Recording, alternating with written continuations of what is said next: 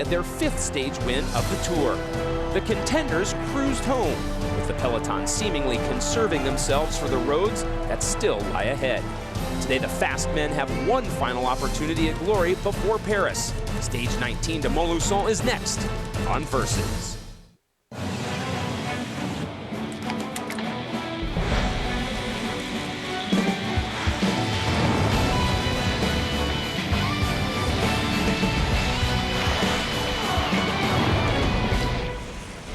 It's considered their national treasure, and every town in France seems to somehow be connected to the Tour. Molusso, where we finished today, is the birthplace of Roger Walkevink, the man who won it all in 1956. Speaking of winning it all, Bob, these are your Michelob Ultra GC standings. Sastre on top. In front of his teammate Frank Schleck, Bernard Cole, Cadel Evans, very dangerous at 1:34, and Denny Menchov, 2 minutes, 39 seconds behind in 5th. American Christian Vande in that 6th position, just ahead of Alejandro Valverde. Sammy Sanchez, Tadej Valjevic, and Vladimir Defemkin rounding out the top 10. And here are some other notables. Kierken in 11th, Andy Schleck in 12th, and George Hincapie, the American, in 37th.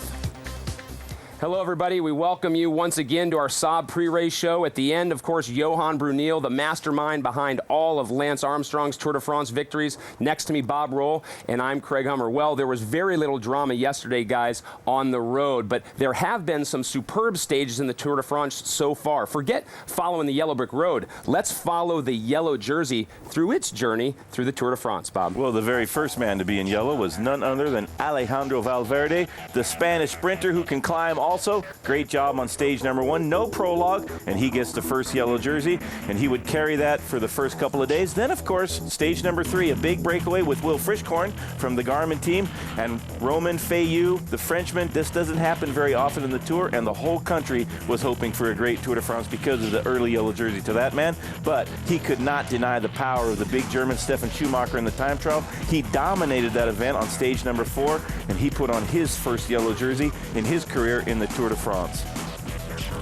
Stefan Schumacher, who was the victim of the 3-kilometer rule, that didn't apply because of an uphill finish on Super Bess, and lost that jersey, unfortunately, after that great performance to Kim Kirchen, who, with his team Columbia, was able to defend that for the next 3 stages and did a great job. Until Hautacam came and Cadel Evans saw his chance and finally took that jersey with only 1 second to the next guy, who was going to be Frank Schleck. Frank Schleck took over the jersey on the stage to Prato Nevoso. He attacked Cadel Evans. He was only 1 second behind, no time bonuses, so he knew that he didn't need a whole lot of daylight between himself and Cadel. Just a couple of bike links would do it, and he got the jersey. And it started to become perhaps a tour when we could break the record for most different jerseys. He was the 6th man, but Carlos Sastre was the 7th, and this is a great stage for him, great for his team CSC, on the top of the most famous climbing mountain in the world, Alpe d'Huez, and there is Carlos Sastre. He's your 7th yellow jersey so far in the Tour, and all we need is Denny Menchov to get it to have 8, but those are the men who have been in the yellow jersey throughout the Tour. The record is 8, of course, done 2 years, 1958 and 1987. We'll see if it can be equaled again this year. But guys, it's not rocket science, is it? Everyone knows that this year's Tour de France, most like most years, comes down to the final time trial. And Bob, you've been crunching some numbers. I've been taking a look at the numbers and try to see what would happen. And if you're a gambling person, take a look at this graphic and you can base what Carlos Sastre might be capable of. Now, this is against Stefan Schumacher in stage number 4. Sastre was in 1 minute 43 seconds behind after just 30 kilometers. But so was Frank Schleck, even slower. Bernard Cole, not fast at all. But here's your time trial men. Evans, Menchov, and Valverde, very close to Schumacher, but quite a bit faster than Carlos Sastre. And that is what this looks like. Schleck, he's going to lose some time. Even to Carlos Sastre, that might imperil his podium spot. Bernard Cole, a little bit better, but look, Denny Menchov, Christian Vande Velde, Cadel Evans, he was the man that they will all be chasing on Saturday. So we'll have to see. That's all of those riders. So we can expect it to be a very close stage and a tour all the way to the finish line. It's going to be an absolutely great stage. It's one that we've all been waiting for, Johan. Now in this role, are you nervous at all for any of the riders? Do you like sitting up here and not having one of your own about to do the time trial tomorrow? Oh, I'm very relaxed, you know. I mean, in past years, I was very nervous, and especially last year when we were a little bit in the same position. We had Alberto Contador and Cadel Evans chasing him, 1 minute 50, and ultimately he won it with a very small advantage. Now it's up to me to judge and to give my opinion on this, but I'm very, very relaxed at this point. Who do you think is going to win? Yeah, give us like this man, not maybe if this happens, just one name. That's all you get. One That's name. what we want. I will go, I live in Spain, so I'll go for Carlos Sastre. And how about you? All right. I'm going to do the same. I'm going to agree with Johan. I think that he has enough energy at the end of the tour. He also has enough time trialing skills. His deficits are not that bad, especially when a lot is on the line, like in 2006. I'm going to say right now that Carlos Sastre is going to win the 2008 Tour de France. I did say that in February also, so we'll see if those prophecies come true. The two experts say Sastre steps up. We're going to know soon enough, but we go back. Instead of looking forward one day, we're going to look back one day. The Saab Turbo Sprint, the big German Marcus Burkhardt, Bob, used to helping his teammates get the win. He would get one yesterday. I will see your 350 Spanish watts, and I will up them about 150 watts. I'll give you 500 German watts, and I'll take the stage. Thank you very much. His arms reach up to the sky. He almost touched that Arrive banner across the road, and that is your Saab Turbo Sprint. Well, after a day after Team Columbia made the highlights, Molusso is the center of attention today. When we come back, Phil and Paul and our Saab Performance Picks. The 2008 Tour de France pre-race on Versus is presented by Saab and the legendary 9.3 Turbo. Saab, born from jets. For the perfect balance of fuel efficiency and performance, we take energy from exhaust and recycle it. For the perfect balance of fuel efficiency and performance, we take energy from exhaust and recycle it. For the perfect balance of fuel efficiency and performance, we take energy from exhaust and recycle it, turning repetition into joy. The efficient performance of the Saab Turbo. Time trials is an art form. It's a grueling aspect of the tour because it's really psychological and physical. Teetering on that red line can be as short as 7 minutes, or it can go up to an hour. Some people take it as easy as they can, and other people are just absolutely butchering themselves. It's so hard because it's a maximum effort. In Tour de France, it's over 30 miles long. If you just go a little bit too far, then you blow the engine.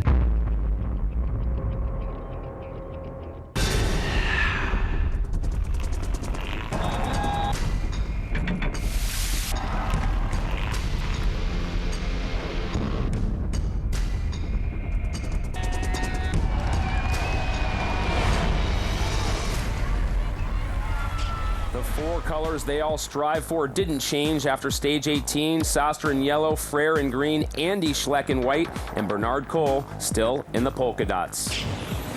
Well, here they are, everybody. The Abbott and Costello of Velo, Phil Liggett and Paul Sherwen. They'll get to their comedy routine in a little bit. But, Paul, first, a serious note. It looked like there might have been some profiling, some targeting going on the road yesterday.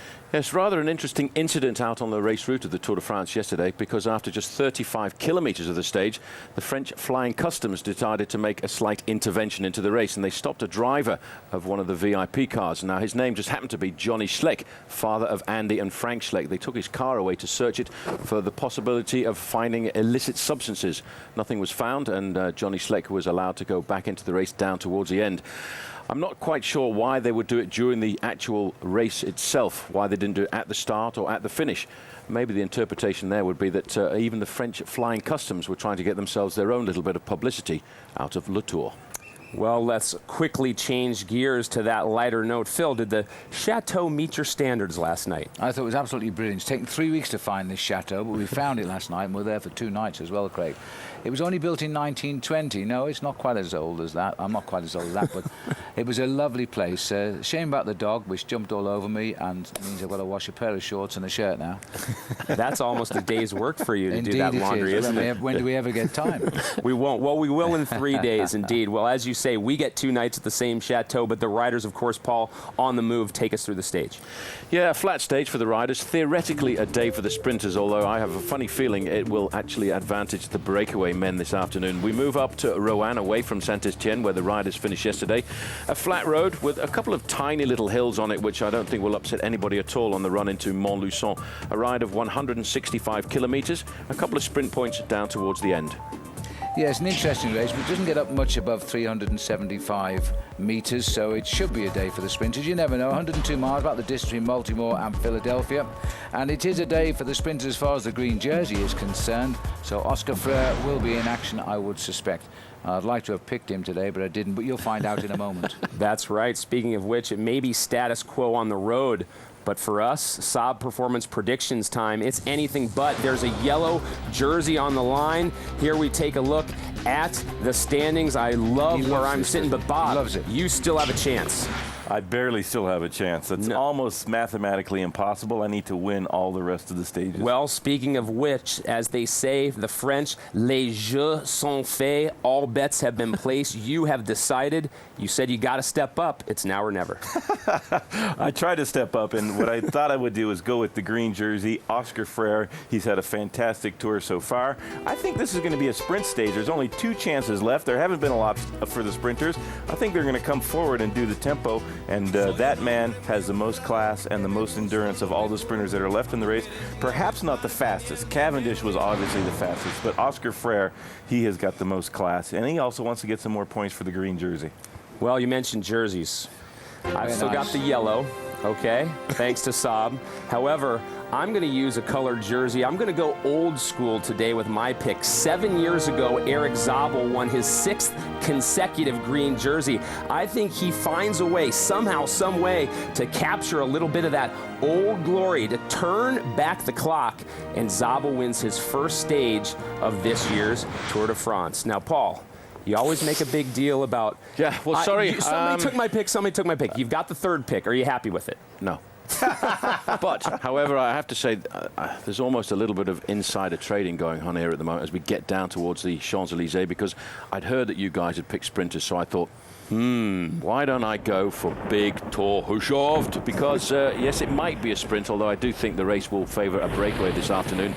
And if it is going to be a sprint, well, Tor Hushovd is the biggest, strongest man in the bike race. And the 2 guys you're talking about, Oscar Freire, well, I don't think he's got a sprint left, because he'll be thinking really about trying to conserve his lead in the green jersey competition. Eric Zabel, I've loved Eric Zabel for a long time. Don't think he's fast enough anymore, so I'm going to go with Tor Hushovd because he's the strongest. As we get closer to Paris, some things change, but some things stay the same. Guess what? He's back. He's going to be allowed in the fan club meetings again. Oh dear, I've had very tarnished reputation this year. I'm limping to Paris and can't wait to get there as far as this competition is concerned. I've had Cadel Evans get me 1 point and Oscar Freire get me 4, and that's the lot. I've only got 5. I'm going for my old mate now, though. He's won twice in Paris. He'll probably win there again, but for today, Robbie McEwen, he's off duty as far as Cadel Evans is concerned, so he'll have his chance today. If the breakaway doesn't succeed, of course, because Robbie never wins in a breakaway. Robbie's been cast, of course, into service throughout the past few weeks for Cadel Evans, but you think he's still got the legs? Well, unfortunately, I haven't got first choice on Sunday, so somebody will ruin that for me as well, but he'll win on Sunday. Who does have first choice on Sunday? You see? Oh, boy. Well, maybe you can work out a trade. Are those in the rules? Have we ever seen the rules of the Saab Performance Predictions written down? I mean, can't you do a trade? There are no rules. That's the problem. That's how Bob beat me in the first year. No, I beat you. Gosh, speaking of dirty laundry, we're going to go way back. I'm going to draw up some rules this year. Next year when we come back, I'm going to bring them and present them for approval before this game starts. Well, we'll look forward to that. But, of course, what we have to look forward to earlier is the stage today, and which one of us, hopefully, will score some points. Remember, you can always log on to versus.com and play along at home. Well, the stage today out on the road, back in 2001, it was Serge Begay. After retiring for 3 years as a roofer, he won here in Molusso. The 2008 Tour de France pre-race on Versus is presented by Saab and the legendary 9.3 Turbo. Saab, born from jets. Derek Redmond didn't finish in first place in the 1992 400 meter. He didn't finish in second, or third, or fourth. He and his father finished dead last. But he and his father finished. Visa, proud sponsor of the Olympic Games, and the only card accepted there. Ah, yes, the Geico Gecko in migration, driven by primal instinct to help people save hundreds of dollars on their car insurance. Hey, do you see that guy over there? He's giving me the heebie-jeebies. Gotta be kidding me. Oh. What a clever creature. Geico. 15 minutes could save you 15% or more on car insurance. When it comes to going bald, you now have a choice. Advances in medical science have resulted in the world's first and only permanent solution to hair loss. It is your real hair. It's your natural hair. You wash it, you cut it, you swim with it. Bosley is the world's most experienced hair restoration experts, having pioneered virtually every major advancement in the art and science of hair restoration. I'm very satisfied, very happy with what I've done. This has got to be one of the best decisions I've made in my life, I'll tell you that. Bosley Hair Restoration is a relatively simple outpatient procedure. The results look completely natural, and it's affordable on nearly any budget. Call the toll-free number now to receive your free, no-obligation information kit that will help you decide if hair restoration at Bosley is right for you. You don't have to accept going bald. Do something about it right now. Call 1-800-304-8147. That's 1-800-304-8147. Call now. Saving energy at home is simple.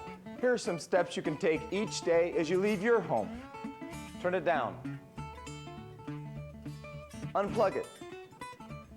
Turn it off. Yes, it's a CFL. Take a ride. Share a ride. Or ride. The new energy economy, helping you save energy at home. Learn more at colorado.gov/energy.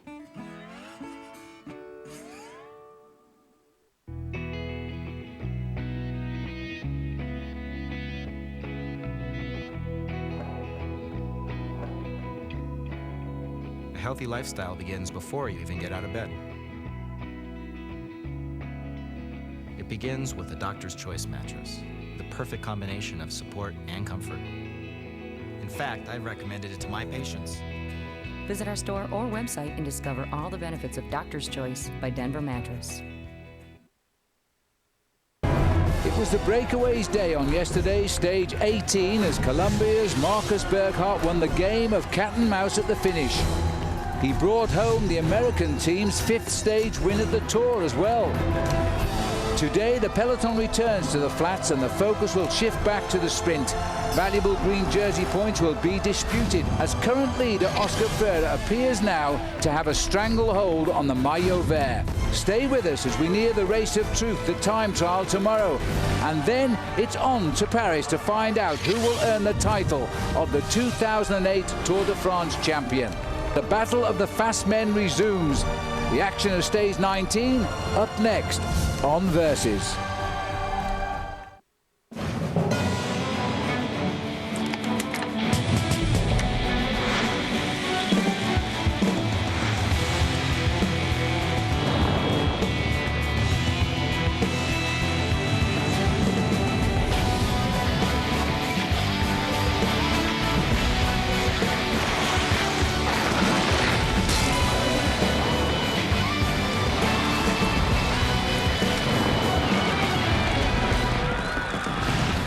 Blue skies dazzle the higgledy-piggledy rooftops of Molusso. This has taken us 19 days to find this lovely town. It'll be 103 miles for the peloton as they head towards us from Roanne. And there's still no clear indication as to who will win this Tour de France, which is about to enter its final weekend. Everybody, I think, skating a little bit on thin ice. Hello everybody, welcome back to Versus and our live coverage of the Tour de France. We've been going almost 3 weeks now along with the riders. I'm Phil Liggett, this of course is Paul Sherwen. Well, you know, one of 2 days now for those riders who have sought success but haven't got it in the Tour de France. One of those days today, I guess, in what is an unpredictable tour, Paul, is to get a win today. You know, this has been a very unpredictable tour, Phil, yes, and it's been hard to pick winners of individual stages, but what surprises me more than anything else is on the eve of the final big individual time trial, we can't give you the name of a winner inside of the top 5 men overall. Well, tomorrow is the time trial. For that reason, we might see a breakaway. We might see the sprinters bring the stage home today. One thing's for sure, this man will start all day in yellow. Carlos Sastre last night getting his second maillot jaune after winning up Alpe d'Huez. He leads the race by 1 minute and 24 over his teammate Frank Schleck. 1:33 over the Austrian Bernhard Kohl. 1:34 over still an equal favourite Cadel Evans. 2:39 over the Russian Denis Menchov. Further down, Christian van der Velde, Paul, can use his time trial tomorrow to climb even higher. I reckon that Christian van der Velde at 4:41's got a great chance of even getting himself onto the podium in Paris. Alejandro Valverde, though, at 7th, Phil, I think is a little bit too far down. Vladimir Efimkin is a new name in the top 10 overall, and a man I think we need to talk about a little bit for the future of the sport. And there's the peloton as they make their way right now through the town of Vichy here. There's still a long way to ride today, 101 kilometres to go. There is a small breakaway on, but it's virtually caught. It's hovered out front for quite a long time. The 4 leaders are Igor Martinez, Alejandro Valverde, Stefan Schumacher again, and Pierrick Fedrigo. Those are the 4 leaders, but Paul, they've gone absolutely nowhere. They've been out front since the 10th kilometre, and they're going nowhere. Well, they're pretty much locked in. They got themselves up to about 1 minute and 10 seconds, but if you look at the front end of the main field, I think this is, as we said earlier, Phil, one of the days when a lot of teams feel is their last chance of winning a stage here at the Tour de France. Looking just down here at the weather conditions, it really has been a very tough day. In fact, at the moment, it's 75 degrees Celsius out on the road. But, Phil, there's a reflected heat on the road at a couple of places out on the course of 102 degrees Fahrenheit. And, in fact, the tar is starting to melt. And there are 1 or 2 places they're actually spraying the roads with water. Well, that's interesting. It is very sultry out there. And funny enough, driving to the start this morning, the finish rather this morning, there was a little bit of rain. Ever so slight, but it could happen, and the riders certainly won't want that now. They don't want any more hazards coming their way until tomorrow, when the biggest hazard will be the individual time trial for sure. Well, these 4 riders, Igor Martinez, remember, he was in the escape and got beaten by Simon Gerrans at the top of Prato Novoso in Italy before we had our second rest day. He came off the podium in tears. He thought he'd done a deal with Simon Gerrans to keep Gerrans in the lead and not attack him. Gerrans apparently promised he wouldn't sprint. Well, we don't know whether Gerrans actually said that. We're only taking Igor's word on that one. A lot of people tipped this man to win the stage this afternoon, Alessandro Ballant, and I have to say he's looked for the breakaway. He got himself into the breakaway, Phil, but unfortunately I have a feeling they're very rapidly going to get caught and pull back into the fold. Well, the l'Allier River here, which runs as a tributary off the longest river in France, the Loire. More beauty on the way. We'll take our first break. 2 days to go to Paris, then the dream will be real.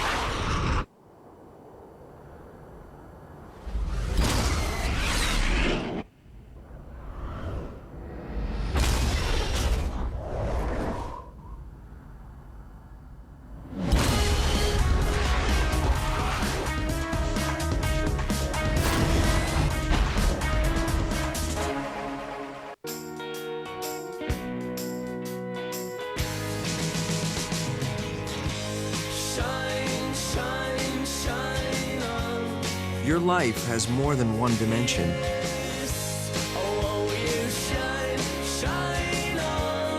so should your beer.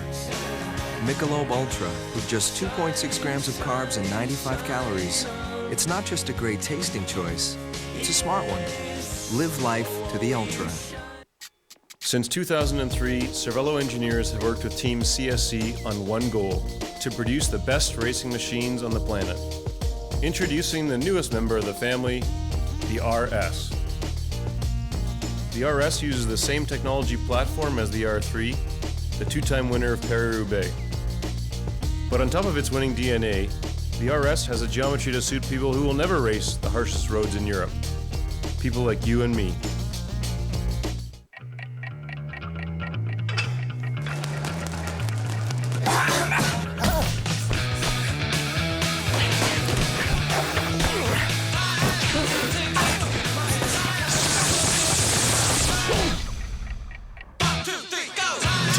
Back, and they're looking for a fight. Rolling cross country, searching for the next MMA badass. I'm ready to rock!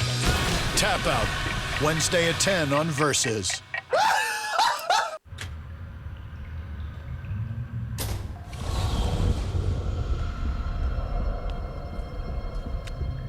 They say I should be afraid because every swimmer in the water is out to get me.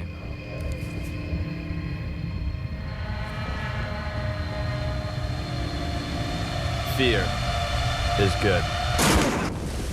Power Bar. More fuel for more push. Remember when times were simpler?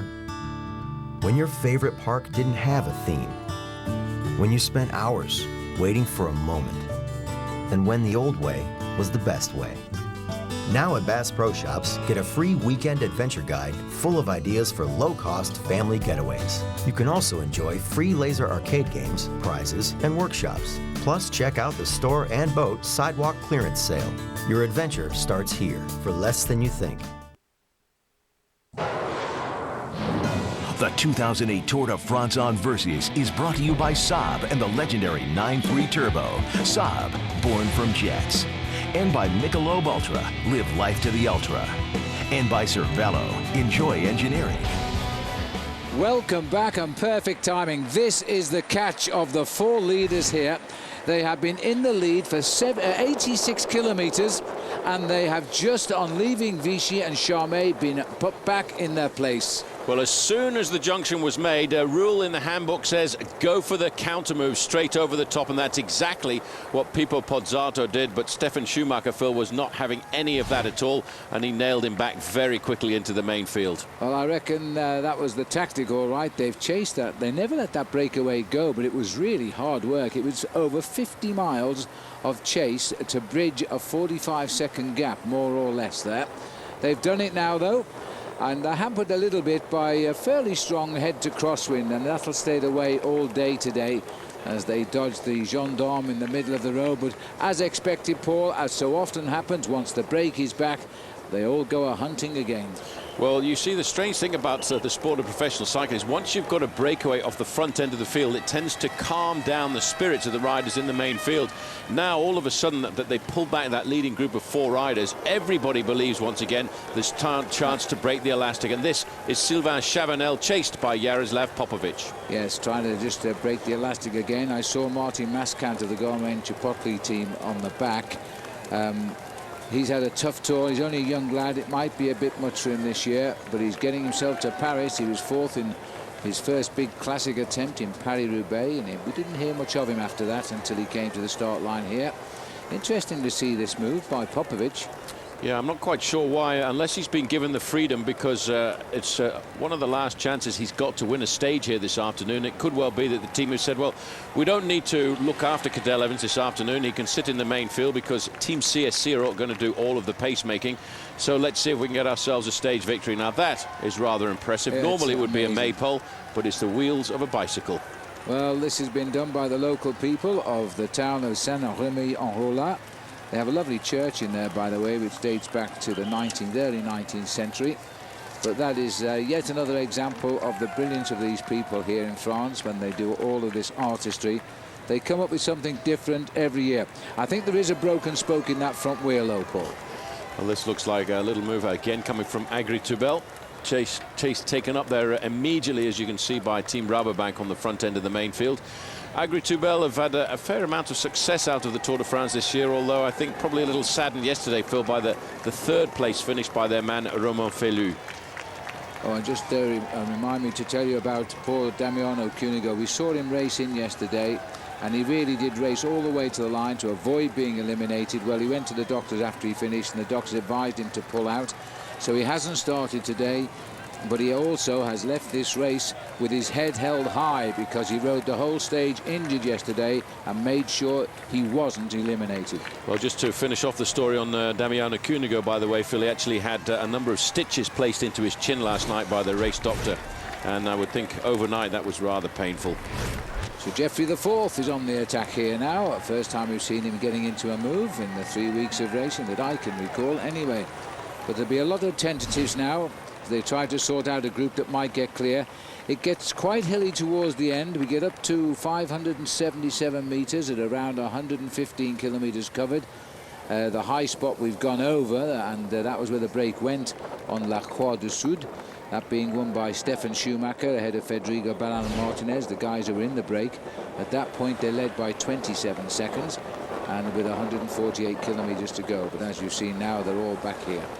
There's a lot of pressure on the front end of the main field. Whenever you see breakaways get clear in the early part of the race, sometimes when we're not even on television, you think, well, they just allow 3 or 4 guys to ride off the front end of the main field. Well, here, as you can see, to actually form the breakaway, you can actually go through a number of attacks, a whole series of attacks, until the right combination of a breakaway starts to form at the front end of the main field.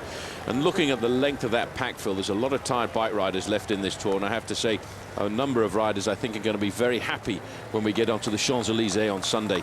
Well, tomorrow it's showdown time. Who will win the Tour de France must ride a great time trial tomorrow, and for the other riders, they will ride to avoid elimination, quite frankly, and just take it as it comes. And on Sunday it's the ride onto the Champs-Élysées. It's like Leonardo Duque all over the front end of the main field in the yellow helmet there. You can see Alejandro Valverde. Now, I wonder if he's looking for a move here this afternoon, because his team, Phil, Case d'Epargne, have been very present at the front end of the main field. And I have to say, although Alejandro Valverde had a pretty tough time going through the Pyrenees, I reckon he's coming out of this Tour de France with great form. And if he is, then we might be looking at the Olympic gold medalist, who knows, in Beijing, because he's on the Spanish squad for the Olympic Games, and all of the boys who come out feeling good from the Tour are going to keep that form to China. This is Duque, again a sprinter, trying to get a little group away and then use that spin to get Cofidis a stage victory, and himself. He's never won a stage of the Tour de France. And again, Popovic trying again here. Yeah, he's all over the front end of this main field. I'm a little surprised, really, not to see Team CSC coming to the front to try and calm this down. They're quite happy, in fact, to allow the formation of a breakaway. Again, Sylvain Chavanel, we're hearing that he's moving teams next year, riding for Team Quickstep, because he feels he's got the possibility of maybe winning one of the one-day classics, and he wants to learn from a classics team, and certainly Team Quickstep is one of those teams. Sure. Another French rider signing up for Team Quickstep next year as well is Jerome Pino, and he obviously has been signed up, I think, for the big stage races. Well, that's an interesting 1-2 delivery by Cofidis there. Duque has backed off immediately, his teammate opened a bit of a gap, and asking others to chase if they want to. Now it looks like there's still a reaction here, so the race itself under pressure, but nobody away yet. Time to remind you of our Saab Watch and Win sweepstakes. All you have to do is log on to versus.com/fly to the finish every day.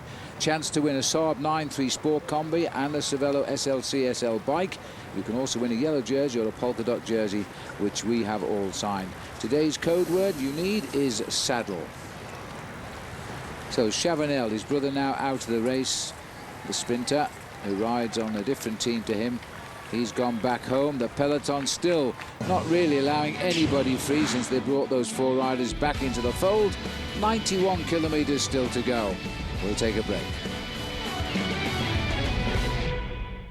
Harold and Kumar escape from Guantanamo Bay unrated. Hi. See behind this. Hear words that rhyme with these. Hit, plug, fell, rack. And experience all this. You like to spoon? Yeah! Buy it Tuesday on unrated Blu-ray and DVD. Nivea for men body wash, huh? Dude, who uses a body wash to get clean? If the babes can't smell from here, I'm not interested. and the name is gonna dominate. I dominate. This won't increase my ability to mate. They need to feel me, they need to hear me, they need to see me. Above all, they gotta smell me, you know? They need to be attracted somehow. Doesn't dry your skin, doesn't reek. Isn't that the point? Finally, a body wash for grown-ups. New Nivea for Men body wash has a fresh, subtle scent and is good for your skin. Works for me. Nivea for Men, what men want. When your engine's running clean, you feel it. And Pennzoil Platinum Motor Oil can clean out up to 46% of sludge in the first oil change. Our ultimate clean for your ultimate feeling. Not just oil, Pennzoil. For over 100 years, the Canadian Open has hosted the game's best players as one of the premier events on the PGA Tour. It's where the king, Arnold Palmer, got his first victory. It's where Tiger Woods' incredible shot-making earned him golf's Triple Crown. Last year, it was two former champions going toe-to-toe. This week, the FedEx Cup returns to Glen Abbey, the RBC Canadian Open, Thursday and Friday at 3 and 8:30 p.m. Eastern, only on Golf Channel.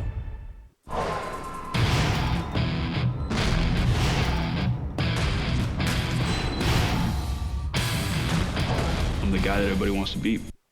At the 5th Annual Aspen Snowmass Ride for the Cure, Komen Aspen invites you to choose your challenge of either a 100, 60, 30, or 10-mile ride through the beautiful Rocky Mountains. Registration for the Aspen Snowmass Ride for the Cure on September 6th includes meals, a jersey, and a finish line party with fun activities for the whole family. For more information, fundraising, and training tips, call the Ride Hotline or visit the website.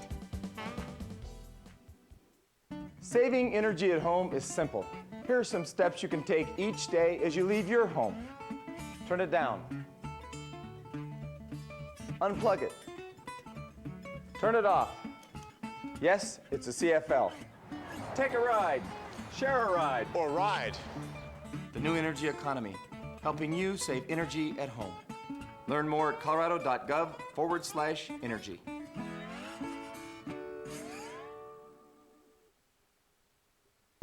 Literally means servant.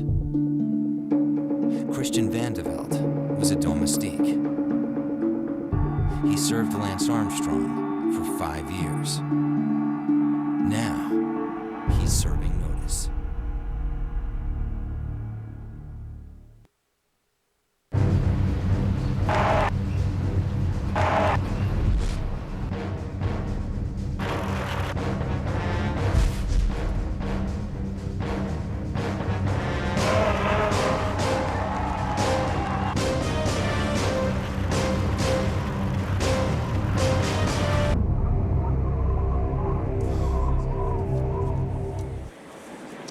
Yes, tomorrow it'll be winner takes all in the time trial, which actually isn't very far away from the finishing line today where we are commentating from. It's just about 30 kilometres further along the road. This is the situation in what is a terrific finish in this year's Tour de France. The same men who've diced through the mountains will now dice it out tomorrow. 124 to Frank Schleck for Sastre, 133 to Cole. Evans a second behind him. Menchoff in 5th place. Van der Velde looking for a top 3 finish. If he can turn on the time trial, we know he is capable of. Well, let me remind you then just how to come and watch it live with us. Note that a special time tomorrow for the time trial. We'll be with you at 8 Eastern here on Versus for live coverage of the penultimate day of the Tour de France, the Race of Truth. A race from Cérilly to Saint-Amand-Montrond, which is the place not very far from the finish line today. You won't want to miss this one, but if you do miss any of our coverage right up until the final wheels have turned in France, in Paris, don't forget join Bob and Craig on our prime time programme at 8 Eastern every night. Well, it's getting a bit hotter down there because Sylvain Chavanel, who broke away moments ago, is still out there. And he's now been joined as we pass this beautiful Chateau de la Font. And this is 19th century. It's a classical style building. It was built by the architect Hugues Rose Beauvais. And it's got these beautiful inlaid parquet floors in there, but I'm afraid we can't show you those. We've got no key to the front door. But those two riders out in the break, Sylvain Chavanel has really had to work, and again, very vigilant the field today, Paul. They're not really letting anything go. I think everybody's nervous. A lot of teams, I think the order will have gone out, Phil, to say, look, we've got nothing out of the Tour de France this year. Teams like Quick-Step, Phil, which are normally teams that would expect to win 3 or 4 or 5 stages, will say to themselves, if there's a move goes clear and we don't have a man in it, we've got to get it pulled back. And that's why I think a lot of the teams have been very vigilant at the front end of the main field. Well, as they start to move clear, the other rider is Jeremy Roy, or Jeremy Roy, of the Française des Jeux team, also having a very good Tour de France. So now there are 2 and 2 Frenchmen again. That first week, remember, we had so many breaks of only the French riders only. But they've got them again now as we come towards the final few days of the Tour. If you work out the number of French riders who've been in breakaways and the number of kilometres that the French have been in breakaways throughout this Tour de France, Phil, they've not really got a high degree of success, but they're still willing to try, still trying to get off the front end of the peloton. Today, I think everybody feels that the breakaway will succeed, which makes me think that probably it won't, and we could end up having a bunch sprint down towards the end, although it is just a little bit lumpy on the run in towards the finish. Well, this is the man who was the second-place finisher yesterday, Carlos Beredo, and he was terribly upset and disappointed, but somebody had to lose. It was him. He crossed swords in the end with Marcus Burkhardt, and he wouldn't match Marcus in a sprint finish. He couldn't get rid of him on the final climb. It wasn't hard enough, and so he had to take second place. Well, there you see the peloton, little split off the front. Note the yellow jersey, he's playing it close to the front today. Yeah, he's playing it close to the front, but just to keep himself away from any danger, I think, Phil, he would not like to have an accident or an incident the day before the individual time trial, and that's why I think it's important for him to ride close to the front end of the main field. Team CSC have done a lot of work at very strategic points during the Tour de France, and I'm amazed at the job of work they did, dragging everybody over the mountains. Now they can take a back seat and let everybody else race for individual glory on a stage, because tomorrow is the most important day, I think, of Carlos Sastre's career. He's dreamed about winning the Tour de France. He's going to start the time trial in last position, but he's got to try and stop the onslaught of Cadel Evans, pulling back 1 minute and 34 seconds on him. Yeah, he has. He's going to start out very nervous, but he has the advantage of wearing yellow, the inspirational tunic. He's also last out of the start house of the 149 survivors, and he'll know exactly what Cadel is doing just up the road ahead of him. But, you know, I'm going to spend a lot of time tonight looking back through previous individual time trials to see what sort of time trial differences there have been between the two men. And I just quickly had a look back this morning, Phil, at the time trial, the last time trial of the Vuelta a España last year.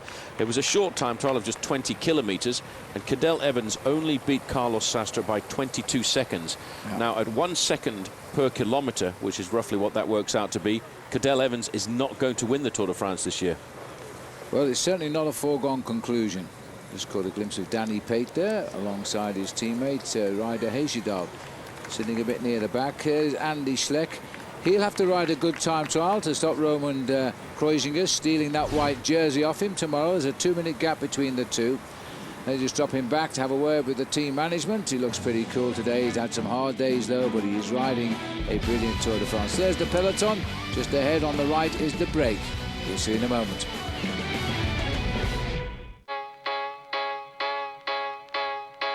Some people will like surfing the web twice as fast. Some people will like downloading stuff twice as fast. Some people will like finding their way twice as fast. But pretty much everyone will like paying half the price. The world calls us small business owners. But really, there's nothing small about us. We have big ideas. We see huge potential. We have enormous dedication. We have larger-than-life expectations, which is why we and millions of others use Visa Business. Because we do business with the great big world. And no other card. No other card. And no other card is more accepted by it. Visa Business, used for big ideas. Visit visa.com/smallbusiness. At Mike's Hard Lemonade, we have lots of good ideas, like coming up with the perfect combination of lemonade and alcohol. Or Mike's Hard Light Lemonade. Or, check this out, Mike's Hard Double Caffeinated Soy Lemonade. Joey, what you got there? The little idea I came up with. We don't do soy, okay? We don't do soy. In a world gone soft, someone's got to be hard. Mike's Hard Lemonade. For the first time on American television, centuries in the making, they fight for honor, for country, for survival. 16 warriors, one goal, to become the greatest Muay Thai fighter of all time. From the creator of Survivor, The Contender Muay Thai, premieres Thursday at 10 on Versus. For the perfect balance of fuel efficiency and performance, we take energy from exhaust and recycle it. For the perfect balance of fuel efficiency and performance, we take energy from exhaust and recycle it. For the perfect balance of fuel efficiency and performance, we take energy from exhaust and recycle it. Turning repetition into joy. The efficient performance of the Saab Turbo. Stop throwing your hard-earned cash in the trash. The Food Saver vacuum packaging system can save you over $600 a year. Don't waste food with ordinary zipper bags and plastic wrap. Those other methods just don't measure up. Only the patented Food Saver system takes air out and keeps it out, eliminating freezer burn. You can buy in economical bulk sizes, knowing the extras stay fresh up to 5 times longer. So stop throwing your cash in the trash and start saving today. Food Saver, available wherever small kitchen appliances are sold.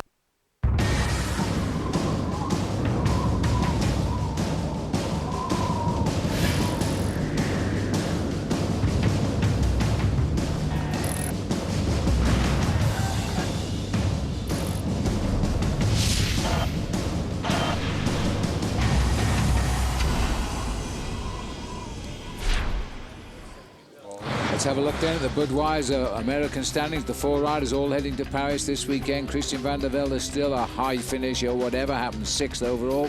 George Hincapie steadily improves up to 37th now. Danny Pate 100th, and Will Fishgorn is 139th. Those are the 4 stars of the American teams this year.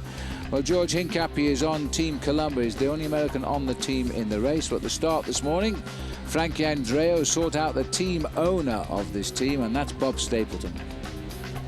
Bob, so far for Team Columbia, 5 stage wins. Tell me a little bit about the celebration last night and how important it was for another, great win, not only for your team, but for Marcus Berghardt.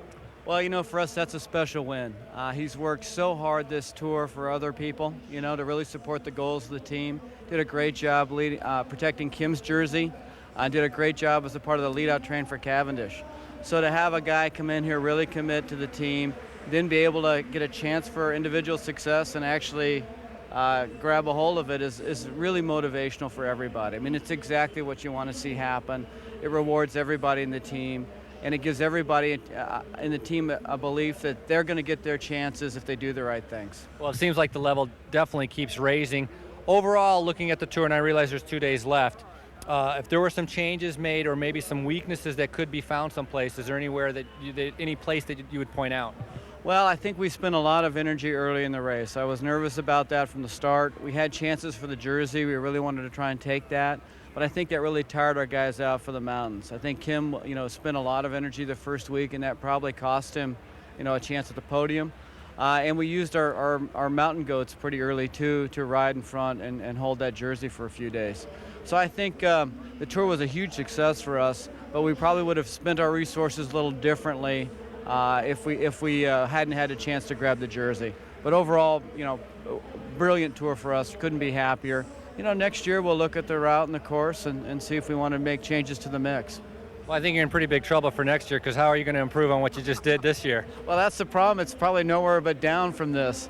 But we brought a very mixed team. It wasn't the classic tour team, and it worked out really well. We brought some good generalist riders, guys who could ride in the front and get in breaks. And I think that formula was great for this year. For next year, we'll have to revisit and see what makes the most sense. Well, I'm sure everybody's excited to get to Paris. Congratulations for the tour so far. Thank you, Frankie. We just want to get everybody home in one piece right now. Well, that's terrific. Everything they wanted and more. As Bob Stapleton said, they've had a tremendous Tour de France. He's probably right, Paul. They probably did use too much energy to keep Kim Kirkin in yellow, but heck, they've got 5 stage wins. They've had the leaders' jerseys. They're happy. Well, I think when you go back after the Tour de France and have a quick look at the way the team has performed as a whole, I don't think they can be too sad with the amount of publicity that they got coming into this Tour de France, especially for a brand new sponsor like Columbia. They've come away now with 5 stage victories, and as you said a little bit earlier in the week, Phil, the number of jerseys and the number of days they've had in the jerseys has been pretty good. And I think the interesting thing to me is it's been diverse. It's not just been one rider, it's been a number of riders have had success. Well, as you can see, there are 2 riders. The elastic suddenly went ping and they ran away. The field shut down. They started eating and they've allowed the break. They're through the feed now. The break has shot up to 2 minutes 24 seconds. Those 2 riders making the most of the escape. Jeremy Roy of Française des Jeux, 3 hours 17 minutes behind Carlos Sastre today. Sylvain Chavanel at Cofidis, he's 1 hour 54. We're looking at Cadel Evans here with his troops. Tomorrow, it is just every leader for himself as to who will win the Tour in the time trial. Well, looking at Cadel Evans here, Phil, I think the important thing is he needs to psychologically get into his mind that he probably has to do the most important time trial of his life tomorrow. If he looks at last year's time trial results, well, hands down favourite, he will win the Tour de France on Saturday night.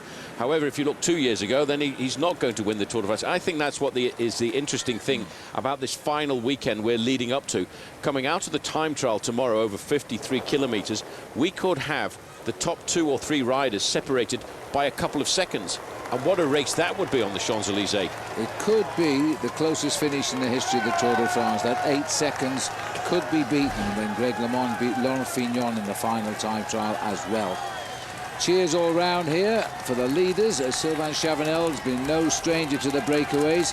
He is the national time trial champion of his country, so he likes to be out in front on his own usually. Saint-Pourçain-sur-Sioule is where the riders are. Look at the crowd here as they race their way through. 6 wins already for Chavanel this year, but none in the Tour de France. No, but this has been, I have to say, Phil, one of Chavanel's most successful tours. We've seen an awful lot of him at the front end of the main field. One day or another, he has to get some success, and maybe today is going to be that day, although the way the main field has reacted, you see, they wouldn't let a large group of riders get off the front, a group of 4 or 5 or 6 men, because that would be a lot more difficult to pull back. I think here they feel by allowing just 2 riders clear, they've got a good chance to pull it all back together at the end. Well, this used to be a 14th century walled village. The walls have gone now, sadly, but the village is very much still here. It's on both sides of the Sioule River. And these 2 boys, I think there's nobody who isn't watching the Tour de France pass through. Here's the peloton grabbing their feed bags. So that'll cause them to lose a few more seconds. There's the flag of the United States. All 4 American riders in this race are heading home to Paris this weekend. We'll take a break, rejoin us as we get a little bit closer to Molusso. Now that I'm a retired tour veteran, I can actually enjoy the scenery. The Alps, the Pyrenees, the hell of the North. Well, not exactly. How about Route 66? Now that's classic Americana. This is no hell of the North. Think of it as the paradise of the Midwest. Gorgeous country. Classic small towns and a slice of history.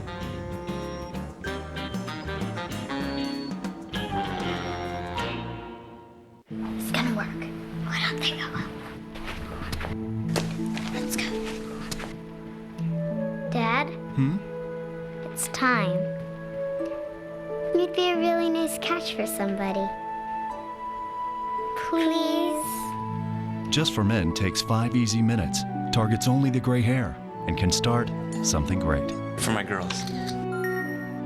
Yes! I'm glad we did it. Just for Men.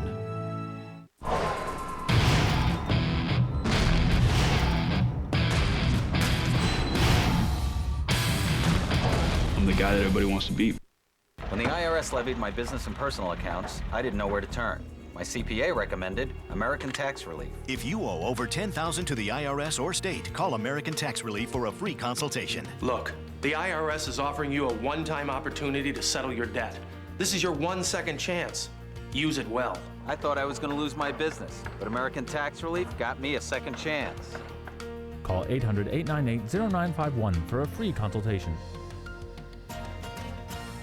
Got a car to sell? Go to vehix.com. Millions of people go to vehix.com looking for a car. I would never do a newspaper classified again. The best part is it's free. Absolutely free. All you do is you upload a picture. You put in a few facts about your car. Then someone searches for a used car like yours. Bingo, there's your car. Pops up in their search results. And it's free. How can you beat that? This is the best way to sell a car. List your used car for free and reach millions of car buyers at vehix.com, your online resource to find your ride.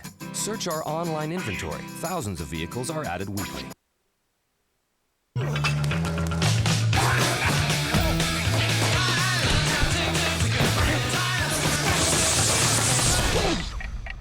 Tap Out's back, and they're looking for a fight, searching for the next MMA badass. Tap Out, Wednesday at 10 on Versus. Welcome back. We've left the Loire now. We're in the department of the Allier River here, which runs into the Loire, and that's our beautiful Trek aerial view today.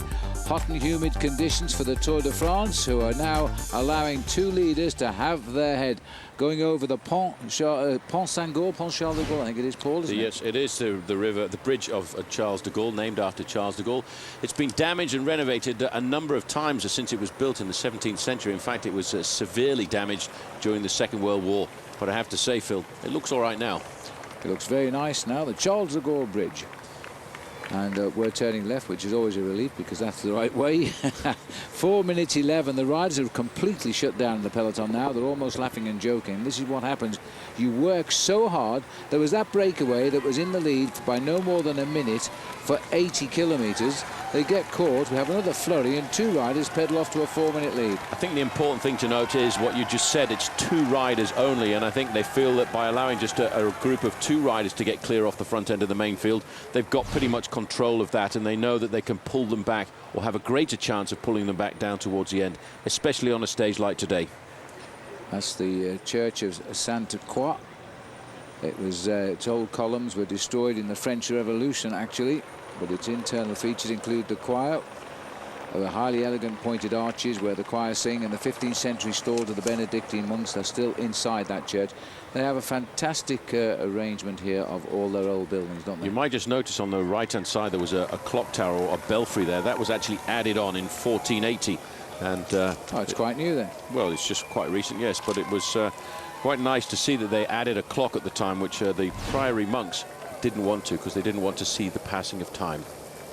I know how they feel. These boys aren't interested in time right now, but time will decide this Tour de France this year. There's no doubt about that. We are going to be on the edge of our seats tomorrow in the time trial. There's so many decisions to be made. It's not just a question of will Cadel Evans beat Carlos Sastre, will Carlos Sastre beat Cadel Evans for yellow. It is will Christian van der Velde do the ride of his life and finish on the podium in Paris. It is not impossible, believe me. Van der Velde is a really good time trial rider. All right, well, as we continue on here, I will go back and join Bob Roll, who's been telling us all about Shimano, and today it's going to be Shimano Dura Ace. The Shimano Dura Ace Grupo is the top-of-the-line component group from the world's best. For this year in the Tour, the Grupo has been completely redesigned, and many of the parts are absolutely brand new, starting with the brake levers. A little bit more ergonomic, a little bit more narrow here. Also, carbon fiber levers. Most importantly, the reach is adjustable, so you can custom fit these levers to any size hand. Also, the brake calipers have been redesigned to use just the materials needed, and the brake pads work a lot better in the wet weather and much longer lasting.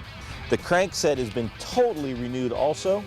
The design here, much stiffer and much more aerodynamic, including hollow outer chainring that makes it very stiff, and the shifting a lot more accurate.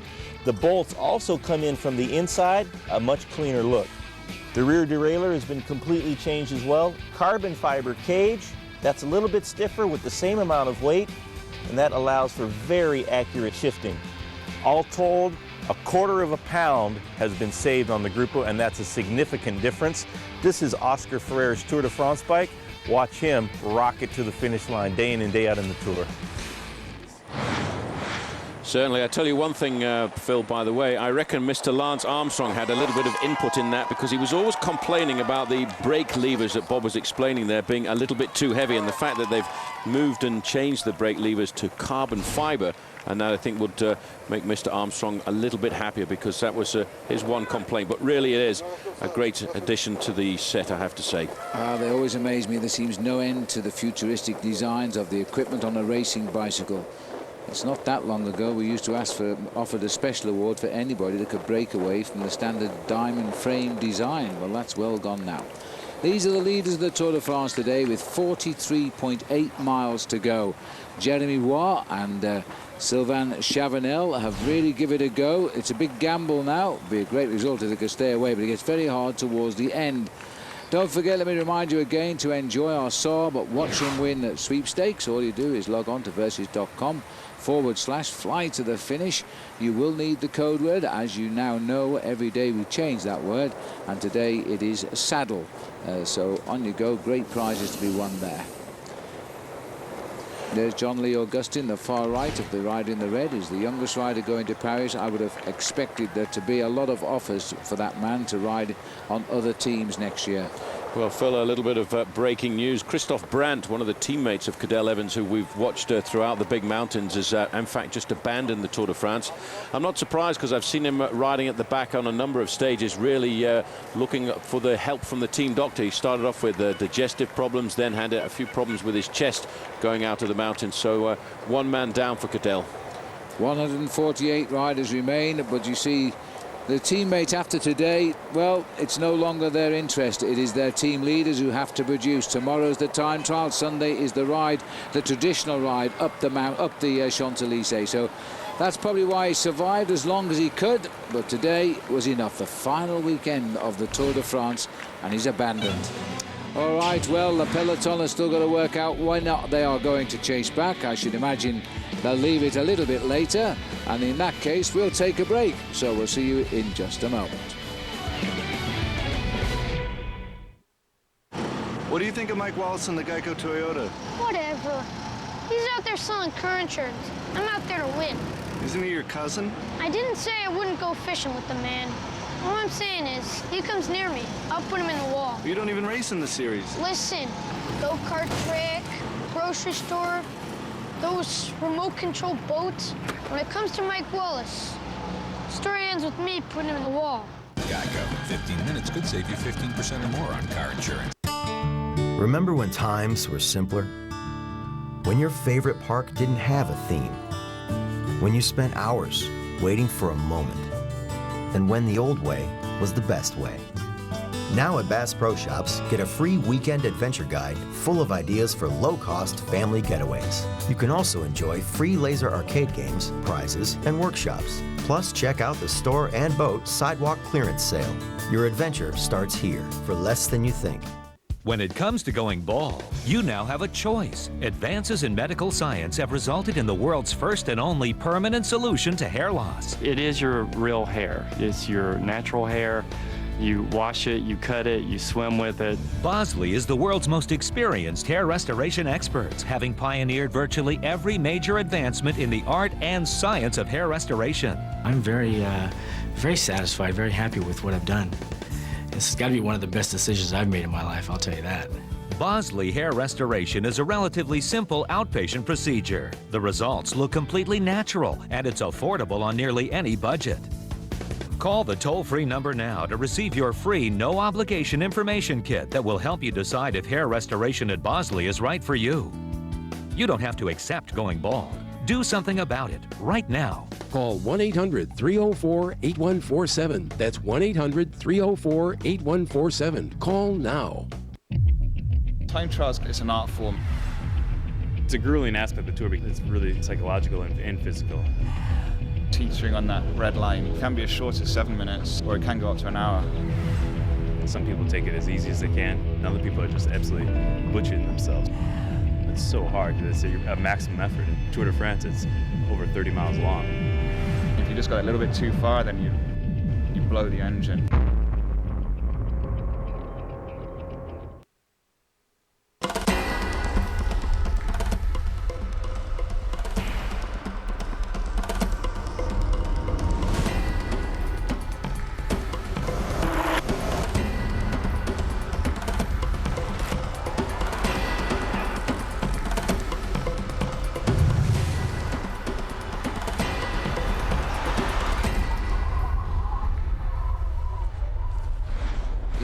Columba, we heard earlier from Bob Stapleton, he's happy and the boss is happy, we're all happy. This is the situation. These are the riders that make up Team Columbia.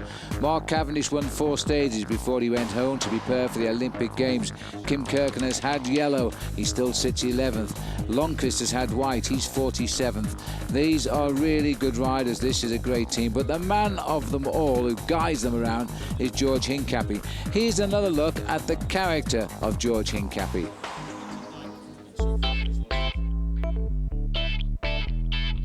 PC versus Mac, I would pick a Mac just because they seem to not freeze as much as PCs. Chocolate versus vanilla, I would have to go with chocolate. I love chocolate. Showers versus bath, I would go with a shower 100% of the time. It's just more efficient, it's cleaner, easier, much better. Elvis versus the Beatles, I would pick Elvis just because he's the coolest out there. Muhammad Ali versus Mike Tyson, I would have to go with Ali, the greatest of all time. Okay, well, how did you all do? I would agree with George on everything there, except, of course, I'll go for the Beatles, because coming from Liverpool, I knew him a bit better than Elvis Presley. Never mind, there we are. Well, that's George Hincapie. He's coming to the end of his 13th Tour de France. He's a most incredible rider, and he's still riding high in the overall there. Last year, he finished in 24th place. Outside chance he won't be far off that position this time around. As we now continue, remember, 2 riders out in front, Chavanel and Roy. Well, there's the sunflowers. They've just made the best use of a small piece of land on the street corner as we wander across the fields of, I think it's probably hay or straw. Here's the yellow jersey, Paul. Big day for him tomorrow. Yes, enjoy today, Carlos, and relax, because tomorrow it's time to go head-to-head against Cadel Evans. Well, I think almost every time they've come up against each other, Phil, in an individual time trial of a flat nature like the one we're facing tomorrow, Cadel Evans has always come out in front.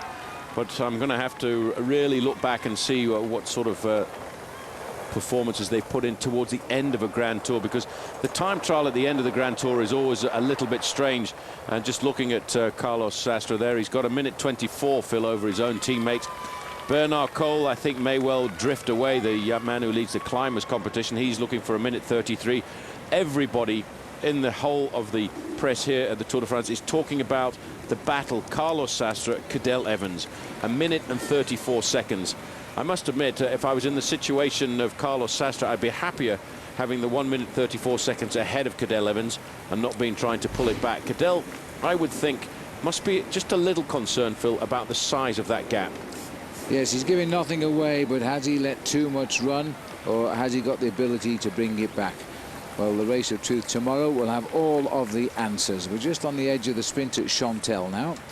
Over on the right-hand side in the white jersey, the man who finished second on the stage yesterday, Carlos Beredo.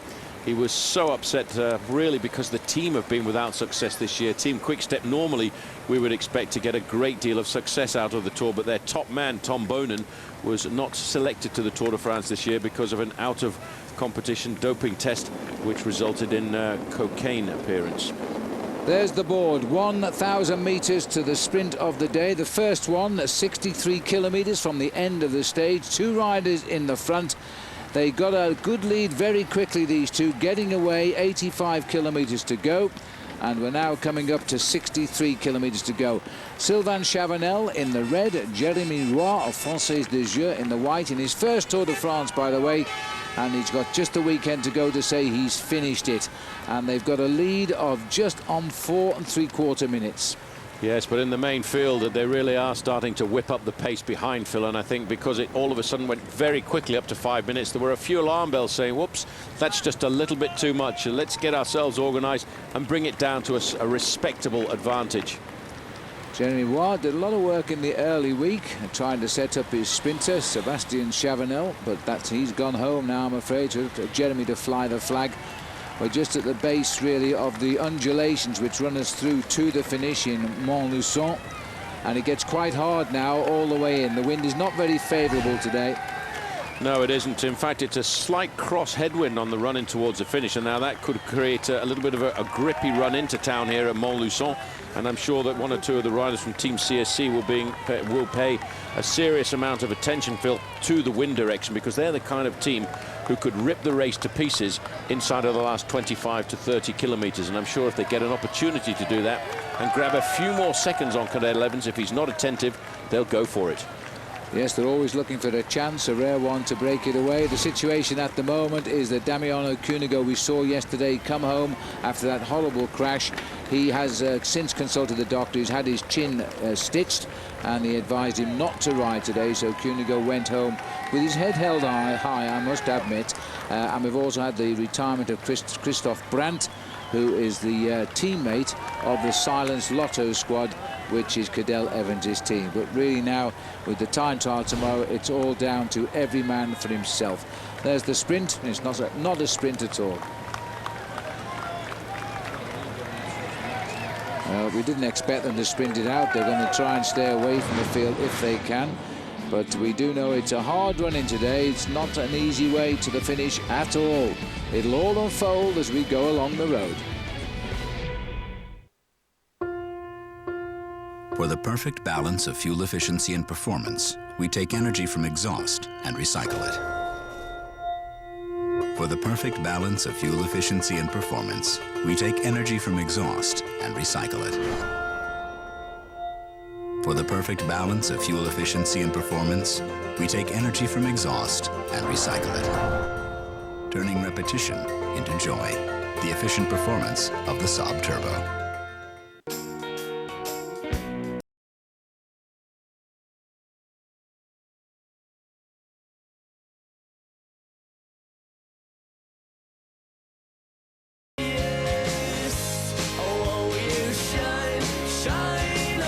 So should your beer.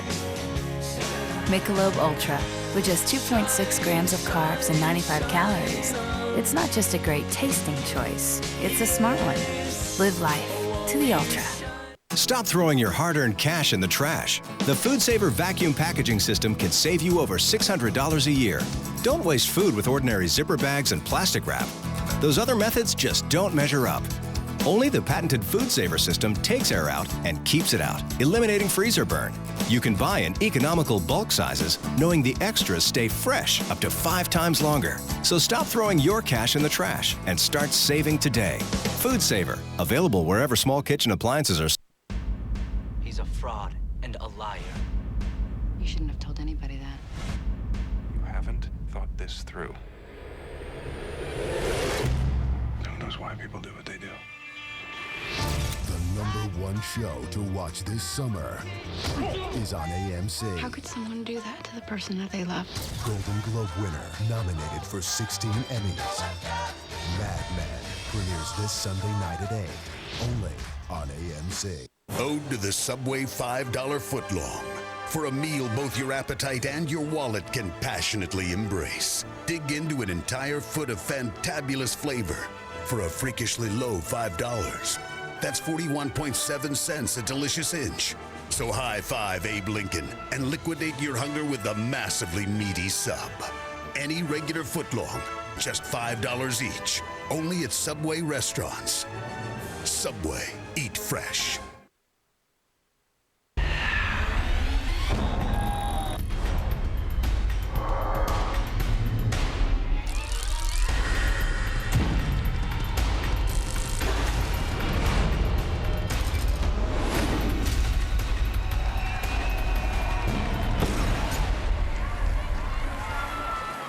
Welcome back as we're looking at the peloton here. They're approaching the area of the sprint. You can see the time gap, 4:19, and I'm wondering if Oscar Freire is going to have a little go here because he's moved himself right up to the front of the bunch.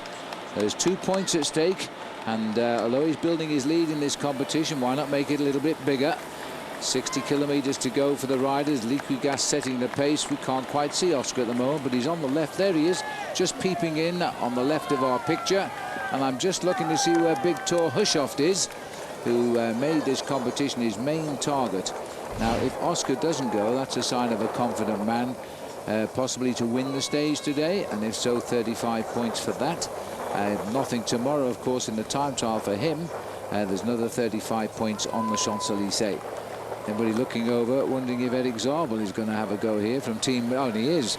So that's stitched that. You can always never keep Eric Zabel out of the action. Oscar's not interested. So as he comes up to line, 100 meters to go. Nobody's challenged Eric, so another couple of points for Eric Zabel. That will not get in the green jersey. This year, he was once the record holder for the record number of wins of the green jersey in the Tour de France. And that's settled down. So there we are, the field regroups. Now, one man we didn't see challenge either there is Thor Hushovd. Well, we were having a chat with him this morning with Robbie Ventura. Thor, with over 40 points separating you and Oscar and only 2 real stages left to score, how realistic is this green jersey for you? No, that's lost anyway. I know for many days that that green jersey is over. So I'm only concentrated on stages and especially Champs-Élysées.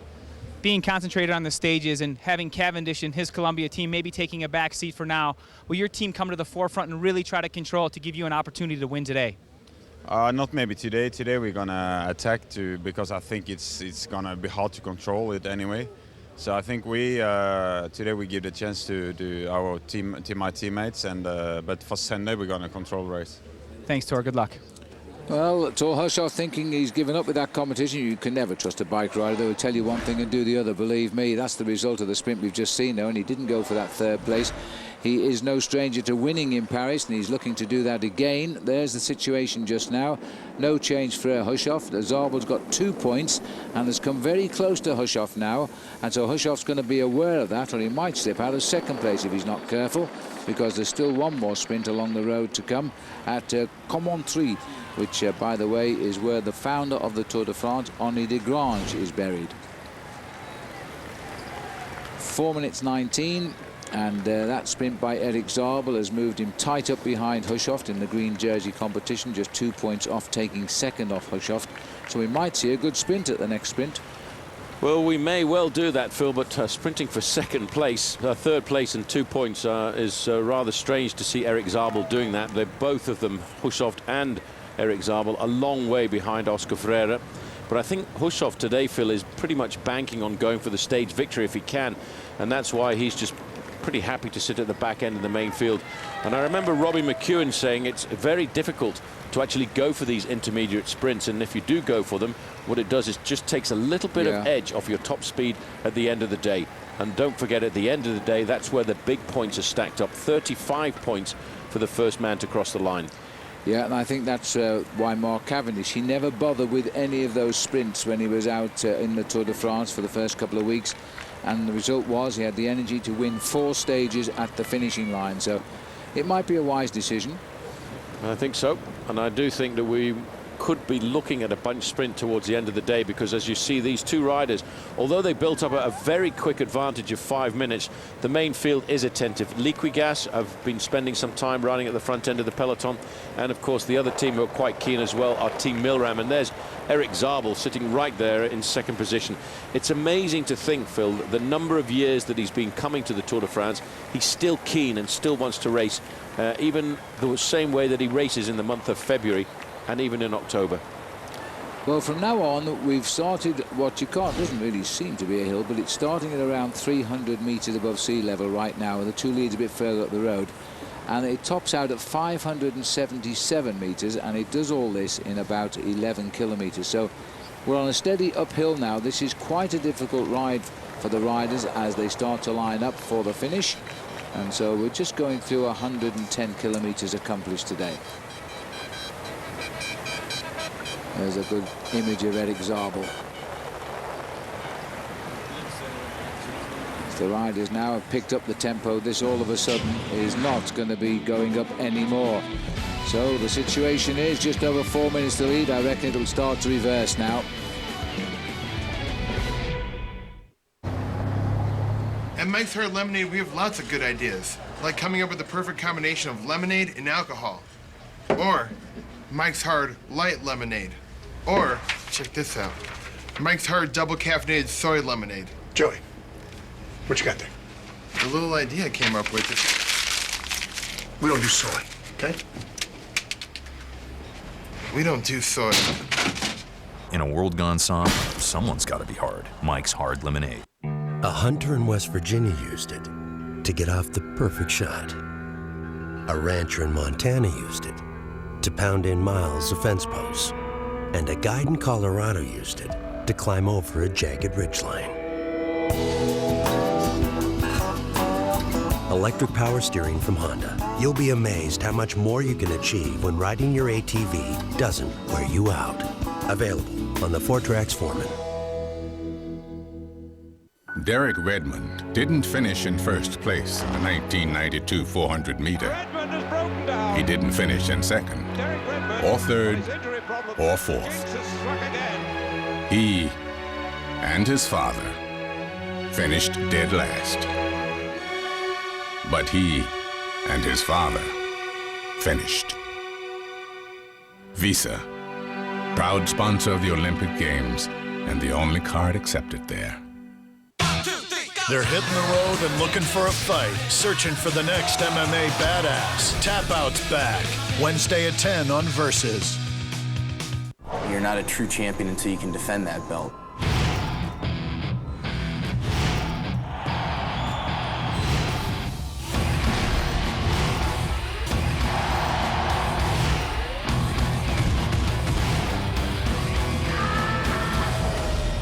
I'm the guy that everybody wants to beat. Nobody ever plans to get lost in the Adirondacks or to run out of water in Death Valley. Nobody plans to snap his mainsail or break an ankle at 14,000 feet. But it happens. You need help and you're way out of cell phone range. Got a plan? Here's one. It's Spot. The world's first satellite messenger. Your personal connection to the outside world. It's $169 that just might save your life. Spot lets you ask for help from friends or just check in. It's GPS that you can send. In real trouble, there's the 911 button to alert the International Emergency Response Center of your exact location. Even let your friends track your progress using Google Maps. Look, nobody plans to break down in the middle of nowhere. I'm Les Stroud. Come share my adventure. Enter to win a trip to be on location with me at findmespot.com. Spot, the world's first satellite messenger. Hey, it's your life. Live to tell about it.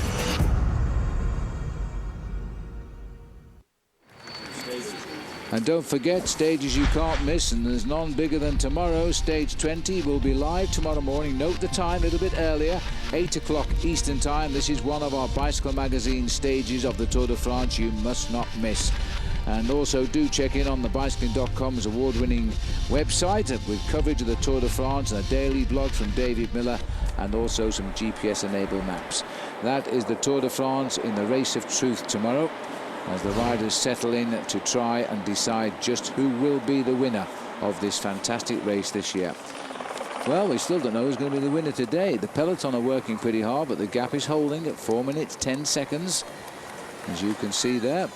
At the riders down there just holding it steady with one lonely man from Liquigas. Back to the start now as we chat with Gerard Chulik of Team Columbia. Well, Team Columbia has been on a roll, winning 5 stages now. Today, a difficult climb at the start of the stage, but then it's a good possibility that might be able to come down to a sprint. How much are you looking for an opportunity for yourself? Yeah, it depends on how much teams have a big interest in a sprint and wants to have a sprint today, and then we'll see if there's a sprint for sure. I'm 100% motivated and wants to look for my chance.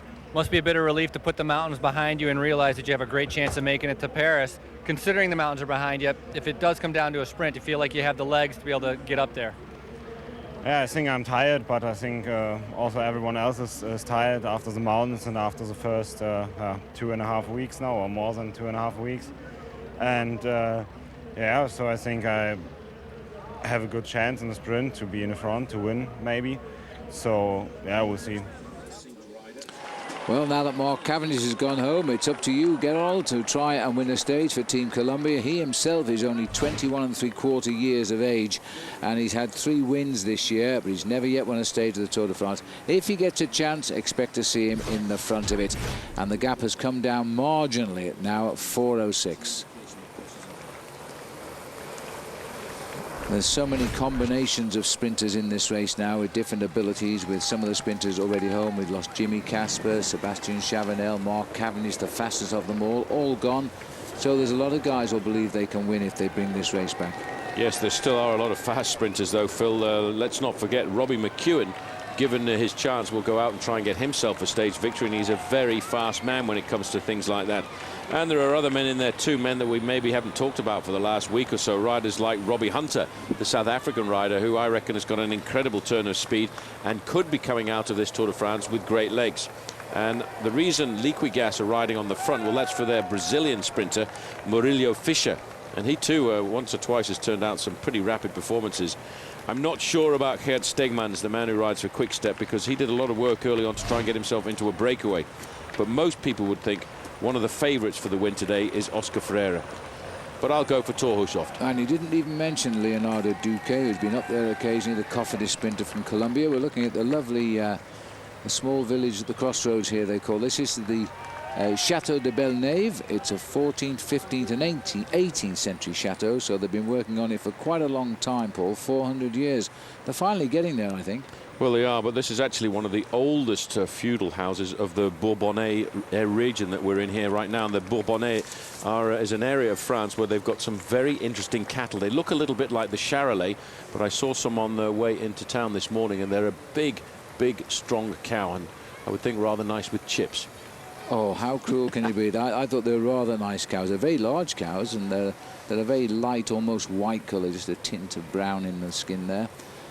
Well, the Tour de France circumnavigates yet another beautiful part of France. As we've come through the Loire area, we're now up into the department of the Allier River as the riders now move on. And still no big chase back. They don't want to shut it down too quickly. There's still plenty of time to their advantage. We're still 53 kilometres from the finish. We are, believe it or not, steadily gaining in height. We'll top out at 577 metres, about 1,700 feet. And you're getting pretty much up to the highest points in the British Isles when you get up to those levels. He's looking at the leader, and that's Sylvain Chavanel, who's been a very aggressive bike rider. He's having an excellent season, 6 wins already this year. He'd trade them all in for a win in the Tour de France, I can promise you that. Same could be said for Jeremy Roy. He's never won a bike race yet. What would you do if I sang out of tune? Would you stand up and walk out on me? Lend me your ears and I'll sing you a song, and I'll try not to sing out of key. Oh, I get by with a little help from my friends. Yeah, I'm gonna try with a little help from my friends. Oh, I get by with a little help from my friends, with a little help from my friends. At Hampton, we love having you here.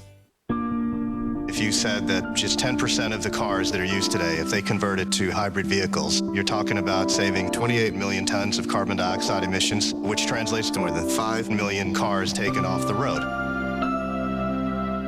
Start your engines. It's gonna be a bumpy ride. Harold and Kumar are on the run, and NPH is on something. You will come with us. Harold and Kumar Escape from Guantanamo Bay. Its horn was so shiny. Buy it July 29th on unrated Blu-ray and DVD. For the first time on American television, they fight for honor, for country, for survival. 16 warriors, one goal: to become the greatest fighter of all time. From the creator of Survivor, The Contender Muay Thai. Premieres Thursday at 10 on Versus. Buying a car is a big decision. You need some advice. That is why VHIX.com is so great. Check out the Power Circle ratings for any kind of vehicle. JDPower.com, Power Circle ratings. Anything that you want to know about a vehicle. Mechanical quality, the performance. Design quality, powertrain quality. You're gonna get the right car. All this great information right on VHIX.com. Use JDPower.com Power Circle ratings to rank vehicles you're interested in at VHIX.com, your online resource to find your ride. Dealer inventories are now searchable at VHIX.com on your mobile phone. Got a car to sell? Go to vhix.com. Millions of people go to vhix.com looking for a car. I would never do a newspaper classified again. The best part is it's free. Absolutely free. All you do is you upload a picture. You put in a few facts about your car. Then someone searches for a used car like yours. Bingo, there's your car. Pops up in their search results. And it's free. How can you beat that? This is the best way to sell a car. List your used car for free and reach millions of car buyers at vhix.com, your online resource to find your ride. Watch our buying guides and test drives powered by Wheels TV on Comcast On Demand. The mind is stronger than the body, and that's the danger, because you can push your body too far.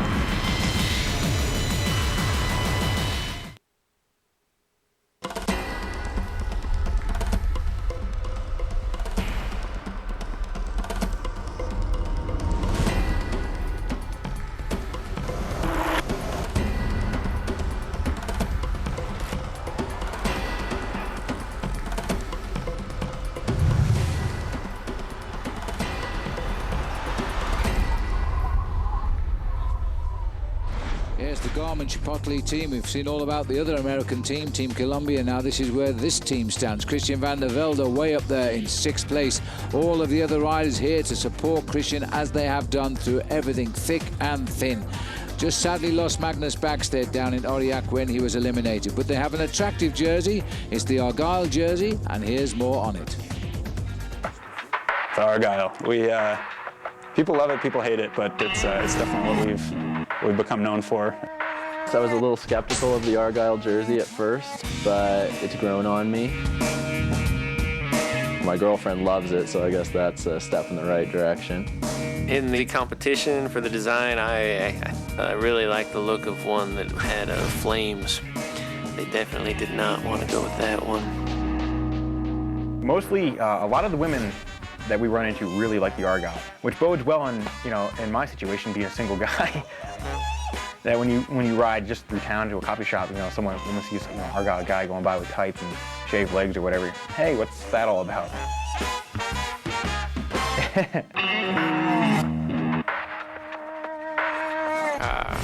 Cutting edge look with the Argyle, and you can see a lot of Argyle that's actually becoming popular, in Hollywood and all this. We don't have any history. I mean, we go for it, and we don't know whether that's a good idea or a bad idea, and no one's telling us it's dumb, and no one's telling us it's great. We're just doing it that way. And I think that's applied across the board, from the way we deal with our sponsors to from the Argyle. I mean, it's sort of, well, Argyle would be cool. Let's do Argyle. That's just the way this team is. Yeah, well, as the guys say, you like it or you hate it. I rather like it, and it stands out in the peloton as well. Slightly different design now that they've got a big sponsor in Garmin as part of that setup. 3:57, they are slowly pulling it back, but CSC have gone back to the front now, the team of the race leader. An incredible team list. There's a second team in the race at just on 10 minutes behind in the team event. Then the third team in the Tour de France is more than 1 hour behind. I don't ever recall such large time gaps like that.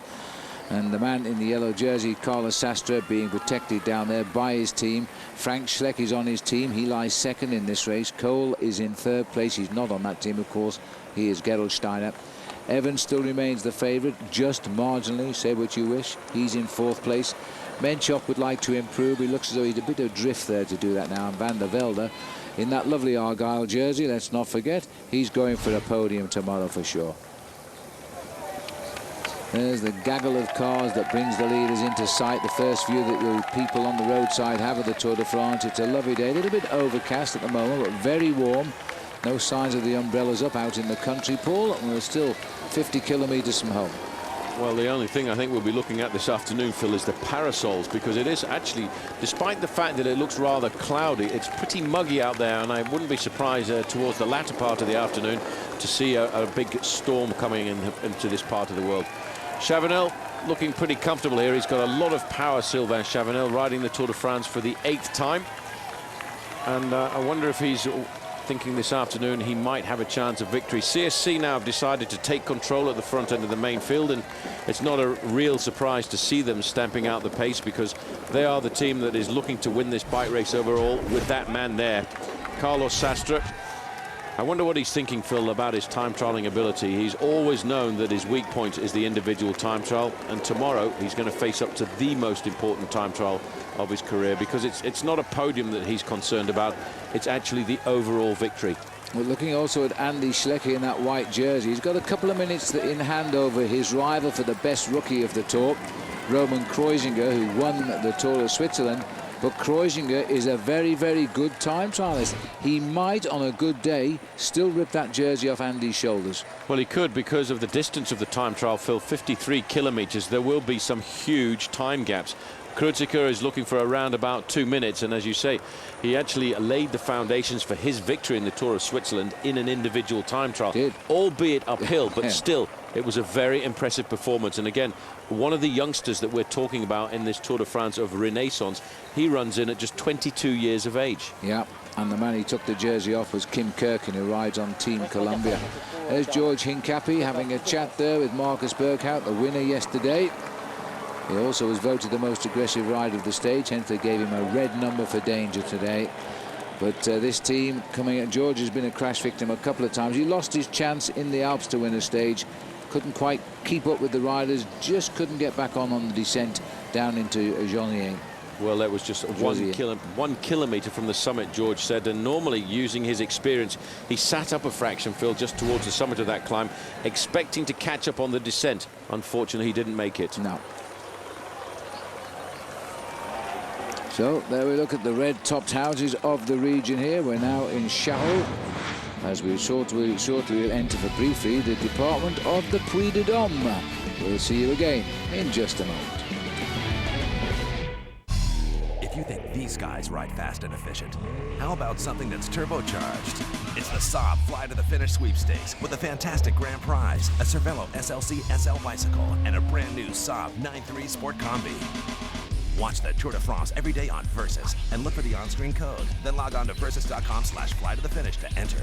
Because if you don't try, you can't fly. The Saab Fly to the Finish sweepstakes, brought to you by Saab, Cervelo, and Bicycling Magazine. And watch the Tour only on Versus. Kenda Tires is giving cycling fans the chance of a lifetime with the Kenda Fantasy Cycling Challenge. Pick your riders, watch the Tour, and you could win a trip to the 2009 Tour de France. Kenda, the #1 bicycle tire in North America, also offers high-quality passenger tires and light truck tires that are both reliable and affordable, which is why so many people trust Kenda Tires, no matter what they're driving. For more information about Kenda Tires and to find a dealer near you, visit KendaTiresUSA.com. Kenda Tires, performance-minded, value-conscious. Fumble! Could be anybody's ball. But Peterson has it, and he scores! But it doesn't seem to matter to the rest of them. No way! It's worth like 50 bucks! Oh, man, I dropped my coupon book. That's gonna hurt tomorrow. Don't fight through the crowds. Pre-order Madden and get a coupon book full of great deals on your favorite brands, like Microsoft, Sony, and more. Only at GameStop. Power to the players. Rated E for everyone. For the first time on American television, centuries in the making, they fight for honor, for country, for survival. 16 warriors, one goal, to become the greatest Muay Thai fighter of all time. From the creator of Survivor, The Contender Muay Thai, premieres Thursday at 10 on Versus. When it comes to going bald, you now have a choice. Advances in medical science have resulted in the world's first and only permanent solution to hair loss. It is your real hair. It's your natural hair. You wash it, you cut it, you swim with it. Bosley is the world's most experienced hair restoration experts, having pioneered virtually every major advancement in the art and science of hair restoration. I'm very satisfied, very happy with what I've done. This has got to be one of the best decisions I've made in my life, I'll tell you that. Bosley Hair Restoration is a relatively simple outpatient procedure. The results look completely natural, and it's affordable on nearly any budget. Call the toll-free number now to receive your free, no-obligation information kit that will help you decide if hair restoration at Bosley is right for you. You don't have to accept going bald. Do something about it right now. Call 1-800-304-8147. That's 1-800-304-8147. Call now. Winning a stage in the Tour de France means so much to a cyclist. It's in the most prestigious race in the entire world and entire history of cycling. So many people that are interested in watching it and following it, that if you can actually win one stage on one day in your life, it's sort of, it's pretty special. Foster trying to get through on the right here, as now Torhushov hits the line. A stage in Tour de France is really important because first of all it's the biggest race of the year. Robbie Hunter now is heading for his first ever victory in a stage of the Tour de France.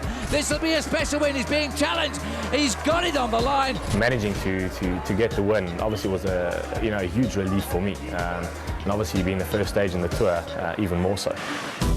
Look at Valverde, he's in an ideal position. He's hurting, but he's got the explosive legs of a sprinter. Alejandro Valverde wins an incredible stage. Well, it was something very fantastic, but it was my first Tour de France. To win it, of course, is very difficult, but I'm working to be on that podium. And it looks though Backstedt has got the legs there now to give this victory to Gann. Magnus Backstedt gets it for Sweden. That morning I sort of said to my boss that today is my day, I'm going to go out and win this one. The feeling to come across the finish line, it's still one of the best moments of my career. And Backstedt was an easy and clear winner. Yes, it's a marvellous occasion. Every bike rider remembers every pedal rev when they win a stage of the Tour de France. These are how they've all gone so far in this Tour. Stage 6 there, Ricardo, Rico, and in Stage 9 we're expecting him to be disqualified for positive drugs, in which case it'll be Valverde who'll win Stage 6 and Vladimir Efakhin will be awarded Stage 9, but the second result of the analysis hasn't come through yet. Of all the other riders, Mark Cavendish kept knocking them all in there. He's got 4 now, and the record by any British cyclist is 9. He's won 4 in one Tour, so he should be getting that record in the future. Simon Gerrans scoring a terrific first ever stage win for him and for Australia, and Carlos Sastre landing the one everybody wanted on top of Alpe d'Huez.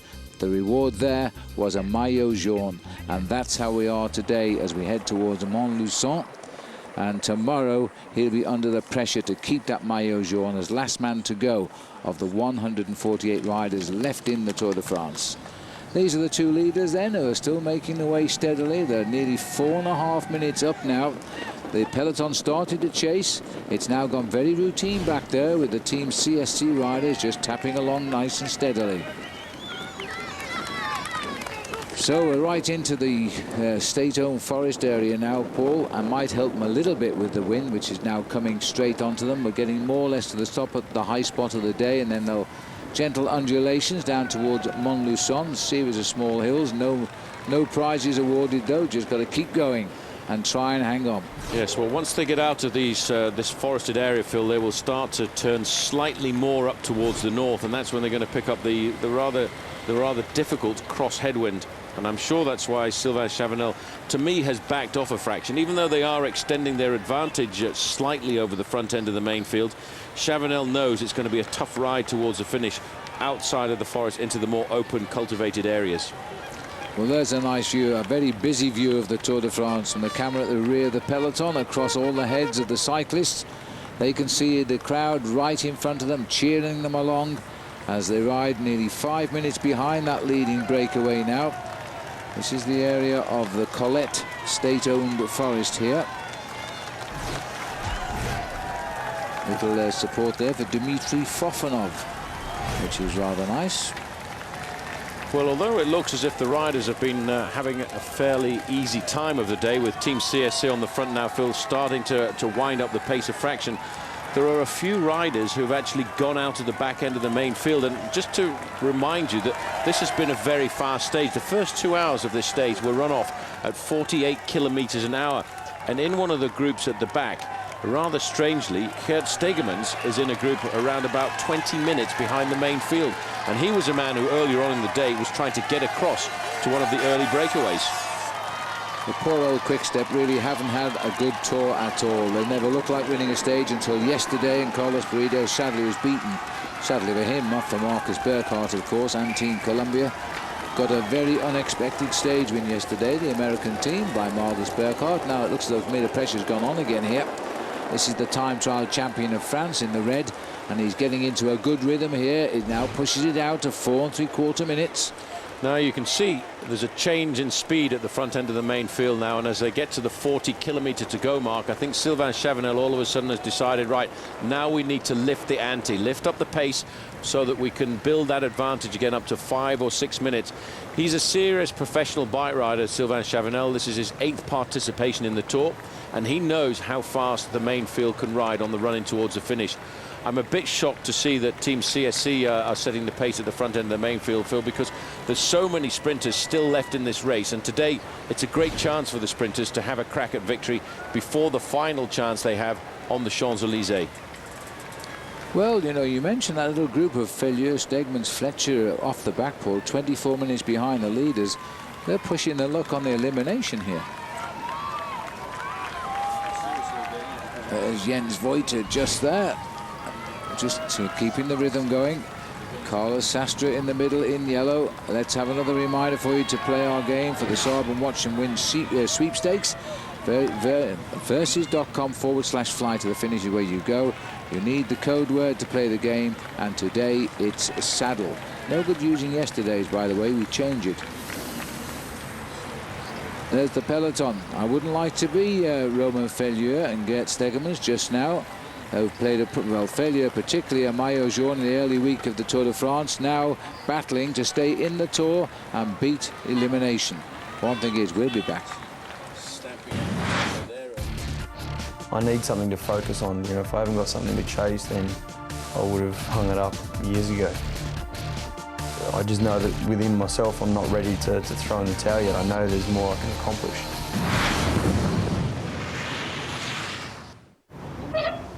Here at this modern-day watering hole, this urban Serengeti, it's man meets reptile. So, Lucy, what are you doing? Just a little online shopping. You should check out Geico.com, get a free rate quote. If you like what you see, you can buy it online, over the phone, or at your local Geico office. Cool. Remarkable. Oh, no. Help! Did you hear something? Geico. 15 minutes could save you 15% or more on car insurance. We're here to demonstrate why Gillette Fusion is better than Mach 3. Okay, 5 chairs. 5 Fusion blades. They're spaced closer together to reduce pressure with more comfort. Mach 3 only has 3 blades. See? Not nearly as comfortable. Back to 5, meathead. No, I need them. For what? Switch to Gillette's most comfortable shave. Fusion Power. Gillette, the best a man can get.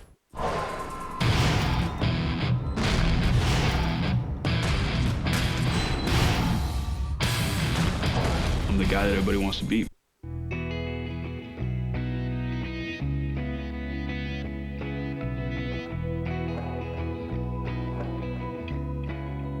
A healthy lifestyle begins before you even get out of bed. It begins with the Doctor's Choice mattress, the perfect combination of support and comfort. In fact, I've recommended it to my patients. Visit our store or website and discover all the benefits of Doctor's Choice by Denver Mattress. Got a car to sell? Go to vehix.com. Millions of people go to vehix.com looking for a car. I would never do a newspaper classified again. The best part is it's free. Absolutely free. All you do is you upload a picture. You put in a few facts about your car. Then someone searches for a used car like yours. Bingo, there's your car. Pops up in their search results. And it's free. How can you beat that? This is the best way to sell a car. List your used car for free and reach millions of car buyers at vehix.com, your online resource to find your ride. Search our online inventory. Thousands of vehicles are added weekly. Literally means servant. Christian Vandeveld was a domestique. He served Lance Armstrong for 5 years. Now, he's serving notice.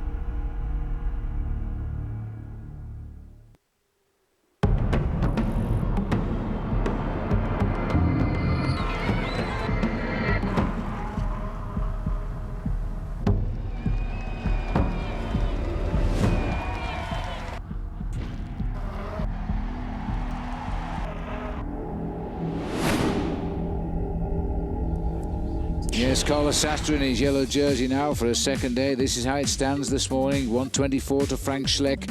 1:33 back to Bernard Cole. In fourth place, Cadel Evans at 1:34. Denny Menchoff at 2:39 in fifth. This is a very close run Tour de France. Christian van der Velde has slipped a little bit in the mountains to sixth, but at 4:41 and a very good time trial from him. He could move up tomorrow. Valverde is seventh there. Well, we're back looking at the peloton here. The team of the Tour, undoubtedly CSC, and one of the men undoubtedly is the pacemaker, Stuart O'Grady. He is an exceptionally good rider himself. He crashed out of the Tour last year, but you know, even so, he's won his own big races. He's had his own great moments. Here he is as our athlete profile. The cheeky little man, Stuart O'Grady. It's a classic position for him.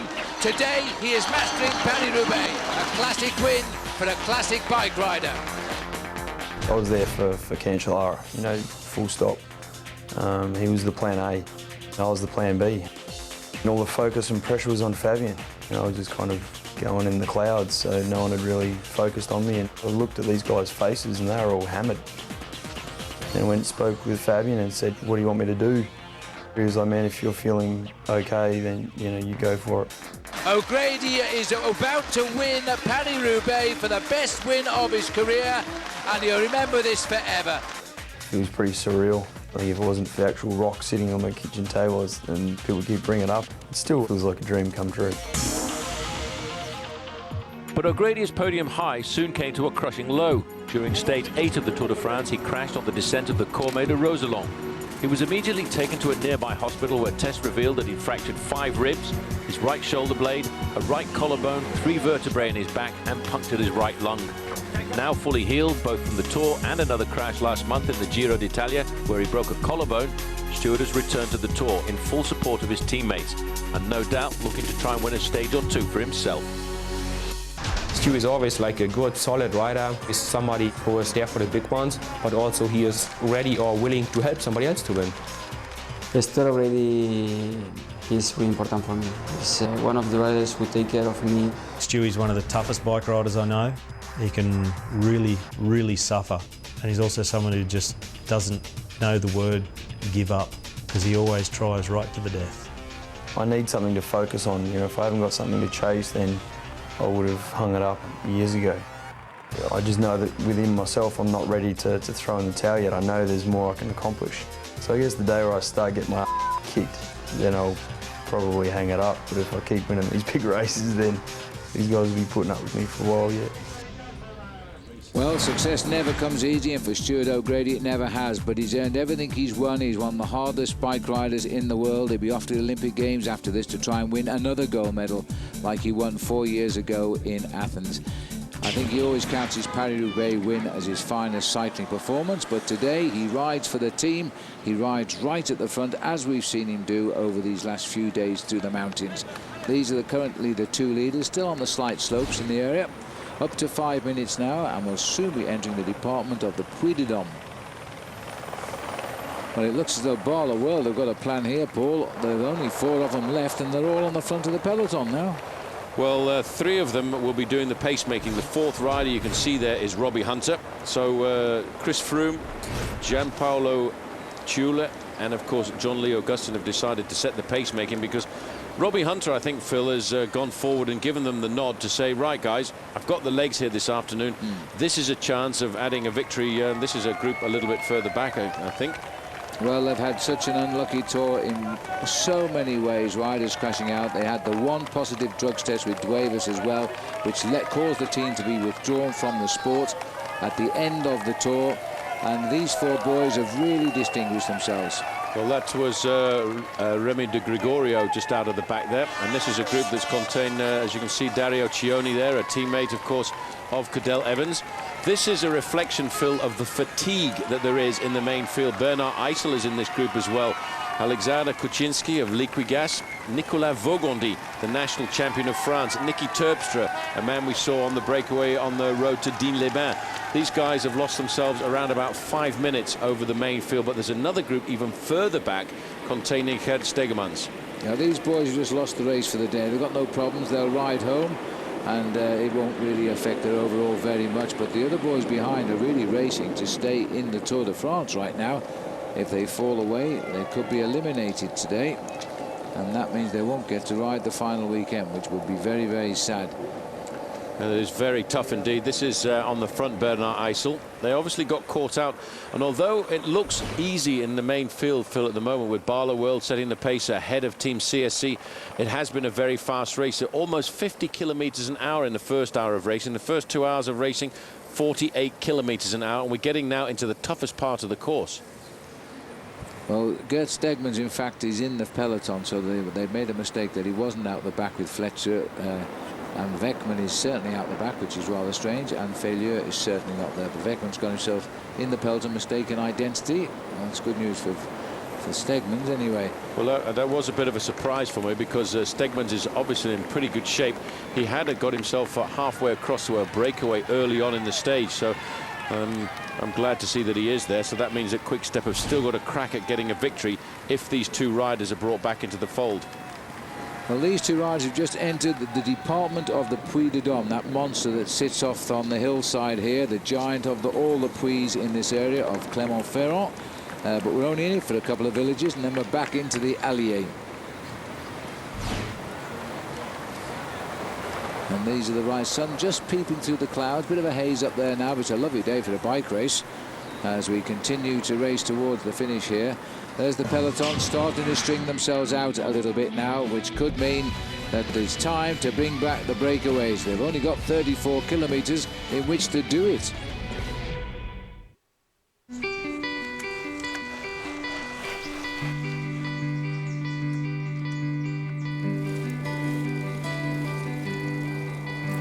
We believe in long rides and the stories they bring. And it was just some soupy mud and just going over the bars. We believe in simplicity and the idea that complex problems can be solved in a simple way.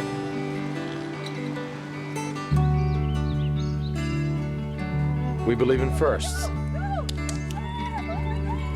and in lifestyles that last. We believe in the power of giving back and never giving up. We believe in bikes.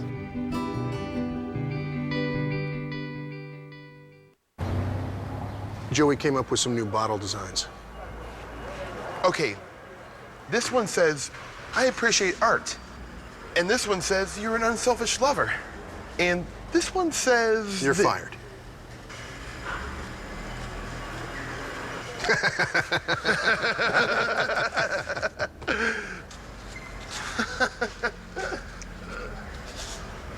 In a world gone soft, someone's got to be hard. Mike's Hard Lemonade. The world calls us small business owners. But really, there's nothing small about us. We have big ideas. We see huge potential. We have enormous dedication. We have larger-than-life expectations, which is why we and millions of others use Visa Business. Because we do business with the great big world. And no other card. No other card. And no other card is more accepted by it. Visa Business, used for big ideas. Visit visa.com/smallbusiness.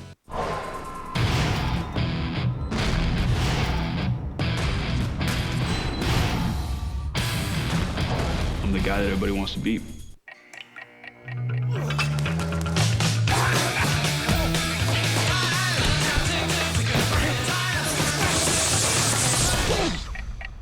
Tap Out's back, and they're looking for a fight, searching for the next MMA badass. Tap Out, Wednesday at 10 on Versus.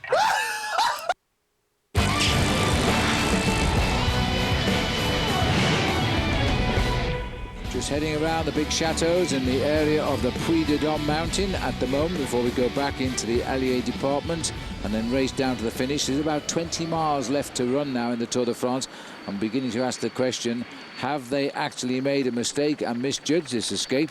Because there's still nearly 5 minutes. Anyway, let's check in with Bob Roll, Craig Hummer and Johan Brunel to find out what's cooking in the oven today. Phil, a lot to pack into the primetime show tonight. You're not going to want to miss it. Johan, you're talking tactics not for today, but for tomorrow, perhaps. But the tactics for tomorrow start today. They're going to conserve energy, drink. You'll see them spin the legs and only think about that violent effort of tomorrow. Here's what I'm looking forward to, something called the Blobstack 9. Bob Key's all-world superhero team, Blobstack Lightning, 9 men shining like the sun. I'll take these guys to any race in the world. We're also going to have a feature on the Finney family, as well as someone Johan and Lance Armstrong know quite well, Chris Carmichael. He's going to give us some tips. Thanks, guys. Davies Finney, of course, has had his birthday during the Tour. He's won more races in the United States than any other cyclist, and he's won 2 stages of the Tour de France. And now his son Taylor looks set to emulate him. He's just come back from the World Junior Championships with a gold and a silver and a bronze, and he'll be off to the Olympic Games. And he's only a kid, and Davies will agree, but he can still outride his dad already. All that tonight on the primetime show. There's the breakaway, and they have realized, and I am convinced they've realized, that they could have made a move here, and the peloton is not going to come back to them. What a surprise that will be for Jeremy Roy at the back there. There's the result of the sprinters' chase at the front. I think it is a panic stations at the moment, Paul. All of the leads of this year's Tour de France are still there, waiting to rev up in the time trial tomorrow. Nobody's interested in the chase, and so all of Barlow World are going to feel pretty lonely now. I'm surprised, for example, that Quick Step don't come forward, because their man Phil is still in the group there. Of course, Gerrit Stegemans, we'd heard earlier that he'd been left behind. He would be a serious candidate for victory. There are so many riders who've got a chance of winning the stage this afternoon, but I suppose you're right. The winners, or the leaders of the Tour de France, the men in the first 6 places overall, they're trying to get it into their minds how much time they've got to hold on to their podium positions, or how much time they need to get the victory of the Tour de France. Cadel Evans looking for 1 minute and 34 seconds. He's only looking for a second over Bernard Cole. He's only looking for 10 seconds over Frank Schleck. So he's obviously very confident that he can pull himself up easily into second place, but he's looking to see whether he can get 1 minute and 34 seconds back on the man who leads this race tonight, and that's going to be Carlos Sastre. Well, about 24 hours from now, we will be in the process of screaming our heads off and telling you the answers. And remember, you watch it live with us, because it's a tremendous occasion. And it is going to be all down to those time checks along the route. 34 kilometers to go. La Perouse, that's for the peloton. And 30.7 kilometers, 4 minutes 33 seconds up the road. The boys from Barlow World, the only survivors of a 9-man team, all 4 of them pulling the Tour de France along in a hopeful attempt to launch Robbie Hunter at the finishing line, which is, by the way, a sprinter's delight here at the finishing line, but they've got to be first to sprint for the win. Yeah, the thing that might spoil the party of these 2 riders, the man we're looking at there, Phil, with the red shorts, is the time trial champion of France. In fact, he's been time trial champion of France on 3 occasions, and he has got a big engine. We know that. He's looking to rival the number of kilometers in a breakaway, which was set in the early week by Lilian Jégou of France. He was in breakaways for over 400 kilometers. I have a feeling today that Sylvain Chavanel may well catch that distance and overtake it, but he's not really concerned about how many kilometers he's led the race for. What he wants, he really wants, is a stage victory. That's quite right, yeah. But even so, they have this competition to see who's in the lead more than any others. Poor Lilian Jégou, he's still 407 kilometers ahead. Problem at the back. Somebody's had a bike change. Yes, I don't think it's Leonardo Duque, is it? A good change anyway. No. And poor old Lilian hit a tree and is back home now, watching this no doubt on television. Maxime Montfort, best placed of the Cofidis team in the overall classification, will also be looking for a good time trial tomorrow to keep himself high up overall. He's going to pedal his way nicely back through the peloton. Not too much of a panic to get in here if he can avoid it. 4 minutes 26 has come down a little bit thanks to the hard work by the boys from Barlow World, but of course they're also towing all the other sprinters towards the leaders, aren't they? See you again in just a moment. For the perfect balance of fuel efficiency and performance, we take energy from exhaust and recycle it. For the perfect balance of fuel efficiency and performance, we take energy from exhaust and recycle it. For the perfect balance of fuel efficiency and performance, we take energy from exhaust and recycle it, turning repetition into joy. The efficient performance of the Saab Turbo. So what exactly is 3G? It's what helps you get the news twice as fast, find your way twice as fast, and download files twice as fast. The new iPhone 3G. The internet. You guessed it. Twice as fast.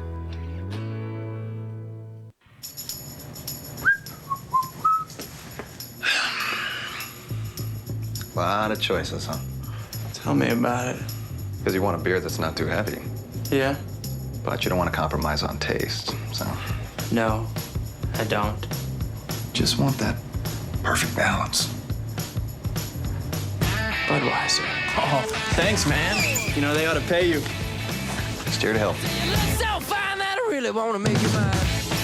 Buying a car is a big decision. You need some advice. That is why VHIX.com is so great. Check out the Power Circle ratings for any kind of vehicle. JDPower.com, Power Circle ratings. Anything that you want to know about a vehicle. Mechanical quality, the performance. Design quality, powertrain quality. You're going to get the right car. All this great information right on VHIX.com. Use JDPower.com Power Circle ratings to rank vehicles you're interested in at VHIX.com, your online resource to find your ride. Dealer inventories are now searchable at VHIX.com on your mobile phone.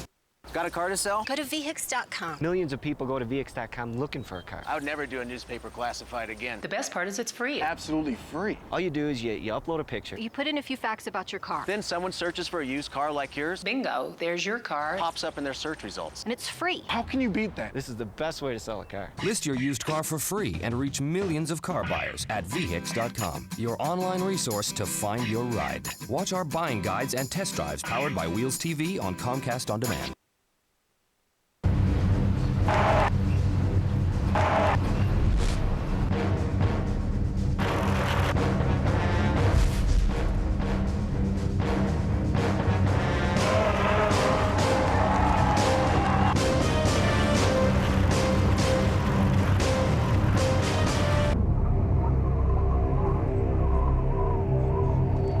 I never find out, but it must be rather like going to your execution the night before the time trial. I can't believe these guys sleep when, if they know if they produce the goods, they will win the Tour de France. There's the standings for you. After 79.25 hours of racing, the gaps between those top four are nothing in a time trial of 53 kilometres, about 33 miles. So this is going to be most difficult. Yes, don't miss it at all. And remember, we come over early tomorrow. We bring you over to France at 8 a.m. Eastern time. Can't get it right after 3 weeks. And if you miss it, of course, you can see our enhanced primetime coverage in the evening at 8 Eastern, 9 Pacific. It is going to be a day not to be missed, so do join us live on Versus and enjoy it. It's going to be an absolute cracker, as we Brits say. Well, as the riders continue, the question we're all asking now, have they made a mistake again, the peloton? Because the gap is 4 minutes 15. We're just inside 30 kilometres, 19 miles from the finish. That's going to be a tough ask now to bring them back. 4:15 the gap.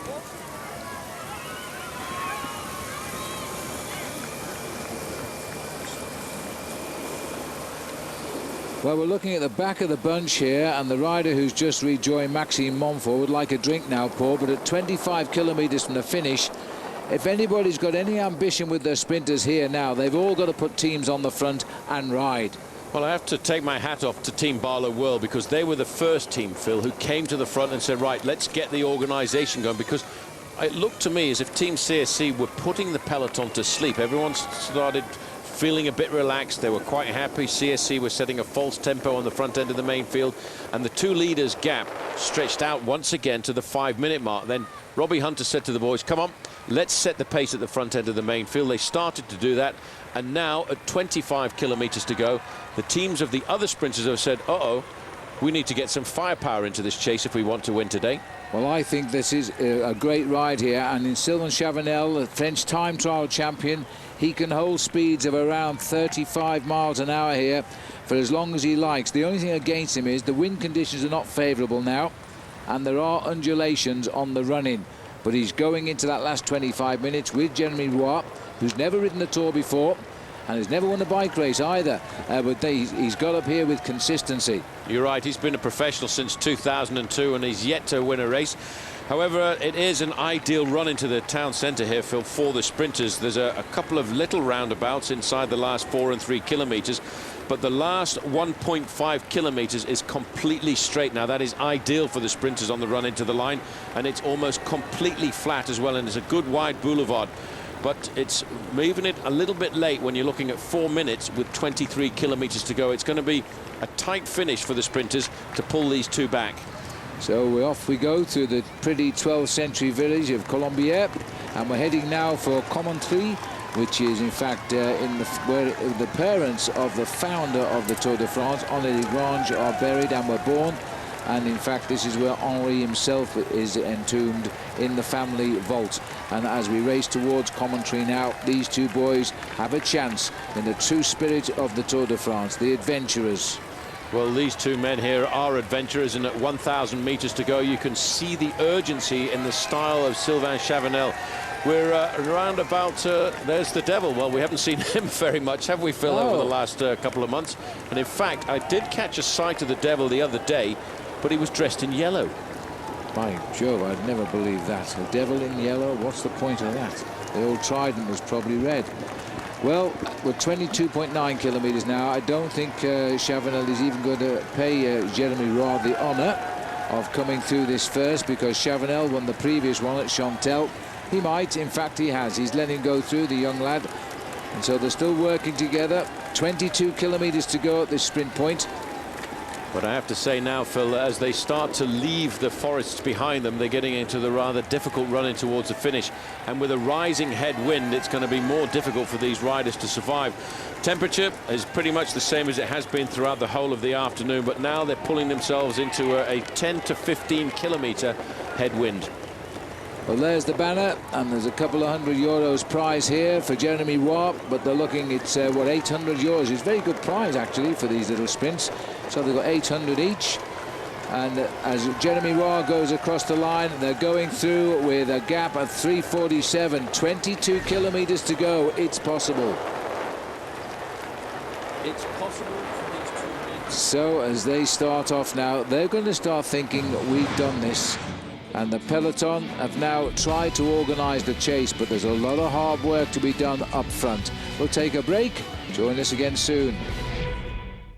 Harold and Kumar's newest adventure. Neil? Bigger, bigger, bigger. Hello. Can be described in one word. What's the? Unrated. Harold and Kumar escape from Guantanamo Bay. Buy it Tuesday on unrated Blu-ray and DVD. Q horsepower is here, and no leading synthetic oil delivers more power than Q horsepower. Unleash all your horses. If you plan on building, furnishing, or remodeling your home, or you're just tired of paying retail, don't spend another dollar. Now, you can enjoy an incredible selection of top quality name brand products priced up to 50% less than retail.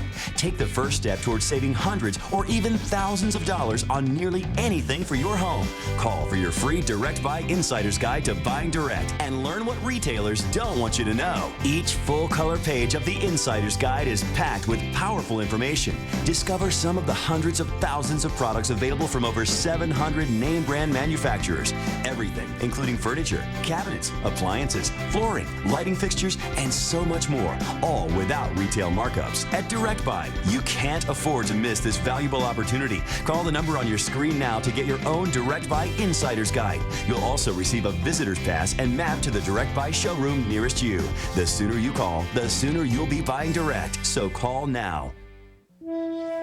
For the first time on American television, centuries in the making, they fight for honor, for country, for survival. 16 warriors, one goal, to become the greatest Muay Thai fighter of all time. From the creator of Survivor, The Contender Muay Thai, premieres Thursday at 10 on Versus. Remember when times were simpler? When your favorite park didn't have a theme. When you spent hours waiting for a moment. And when the old way was the best way. Now at Bass Pro Shops, get a free weekend adventure guide full of ideas for low-cost family getaways. You can also enjoy free laser arcade games, prizes, and workshops. Plus, check out the store and boat sidewalk clearance sale. Your adventure starts here for less than you think. Nivea for men body wash, huh? Dude, who uses a body wash to get clean? If the babes can't smell from here, I'm not interested. And the name has got to dominate. I dominate. This won't increase my ability to mate. They need to feel me, they need to hear me, they need to see me. Above all, they gotta smell me, you know? They need to be attracted somehow. Doesn't dry your skin, doesn't reek. Isn't that the point? Finally, a body wash for grown-ups. New Nivea for Men body wash has a fresh, subtle scent and is good for your skin. Works for me. Nivea for Men, what men want.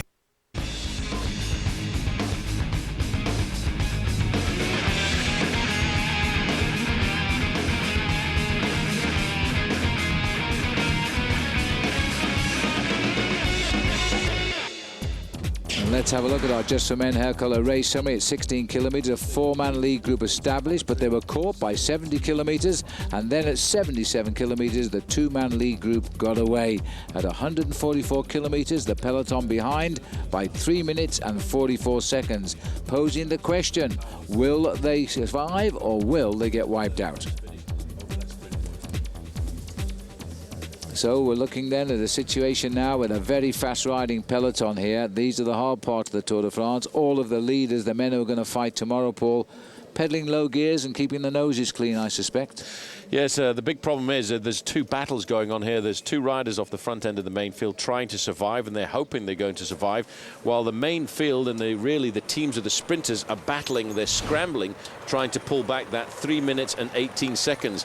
But the guys who are thinking about winning the bike race overall, the Tour de France overall, the top 6, I have to say, in the overall standings, Phil, they're trying to recuperate. We spoke to Johan Brunel before the start of today's race, and he said the most important thing today is to try and recuperate. Yeah. But how can you recuperate at 55 kilometers an hour? Yeah, indeed. And they're racing pretty hard right now because they've got to wipe out 3 minutes 18 seconds in less than 18 kilometers. These are the riders who think they may or may not have it. Jeremy Ward, totally committed, could get the best result of his life, so he's going to work as hard as he can. It's not coming down very fast at all, and that indicates to me that these two guys have still got an awful lot of firepower. They know now they've got a very good chance of survival, and that will encourage them to keep the pace nice and high. In the main field behind, looking a little bit raggedy here, Phil. The organisation was there before. There's several teams at the front end of the main field. 20 kilometres to go, 3 minutes and 15 seconds. Well, they've pulled back less than a minute between 25 and 20 kilometres. So if they get another minute by 15, another minute by 10, another minute by 5, they'll catch them. Well, and if they do, it'll be pretty much almost just on the line. But what they have to do is keep the pressure on at the front end of the main field. They dare not slow down the pace at all. It is still doable. The 1 minute for every 10 kilometres, Phil, is the usual speed and usual tempo that you would try and pull back, but it is still possible to pull back 1.5 or 2 minutes for every 10 kilometres, and that's what the main field and the teams of the sprinters are currently going to have to do if they want to win the stage this afternoon. Well, it's just a chance, and that's all it is right now, just a chance. In theory, they should be across from the back of the group if they don't turn off the pressure with about 4 kilometres left to ride.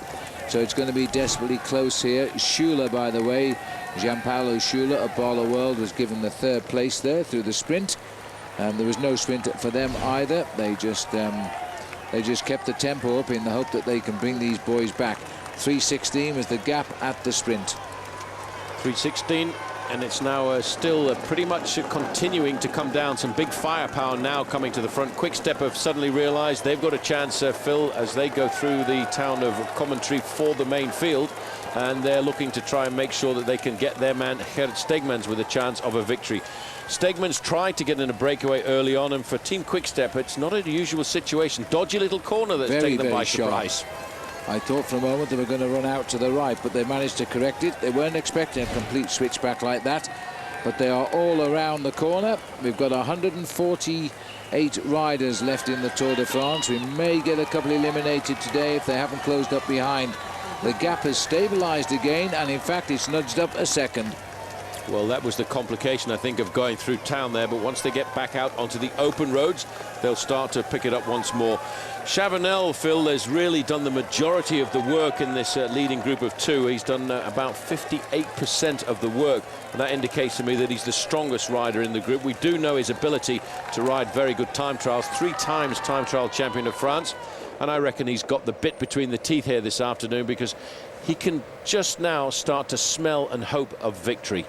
Well, sprinters do well here. Serge Baguet won back in 2001. This will be our 7th visit to Molusso.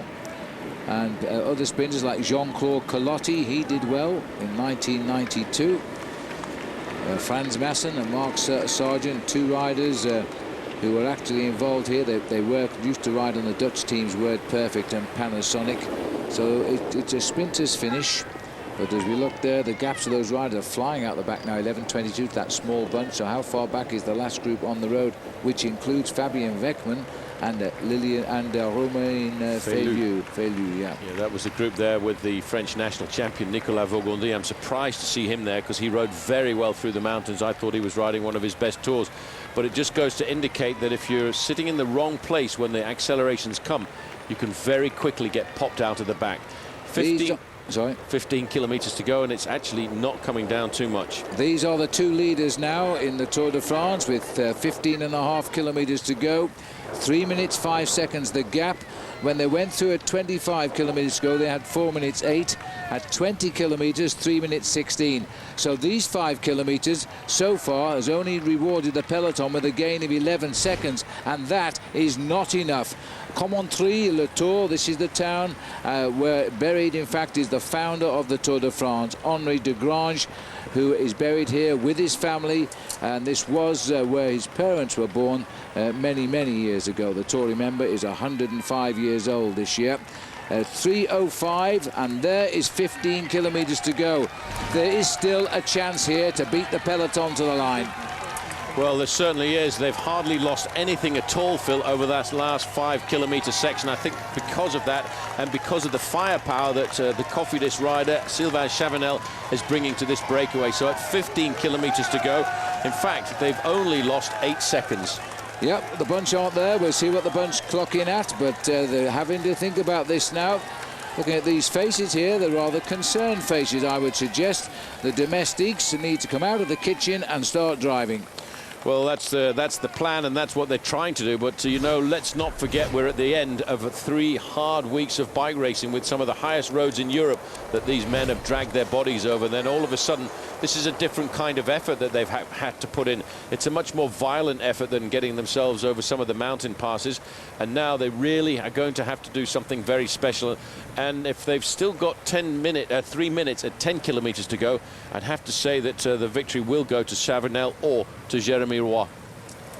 Well, there's a lot of riders freewheeling in that peloton. They've no interest in the race today, and all the leaders of the Tour that we've seen do battle over every opportunity of the mountains, they are now in a situation they want to rest. They want to rest, then get up in the morning, ride the time trial route in a low gear, go back to the start town, and then race it.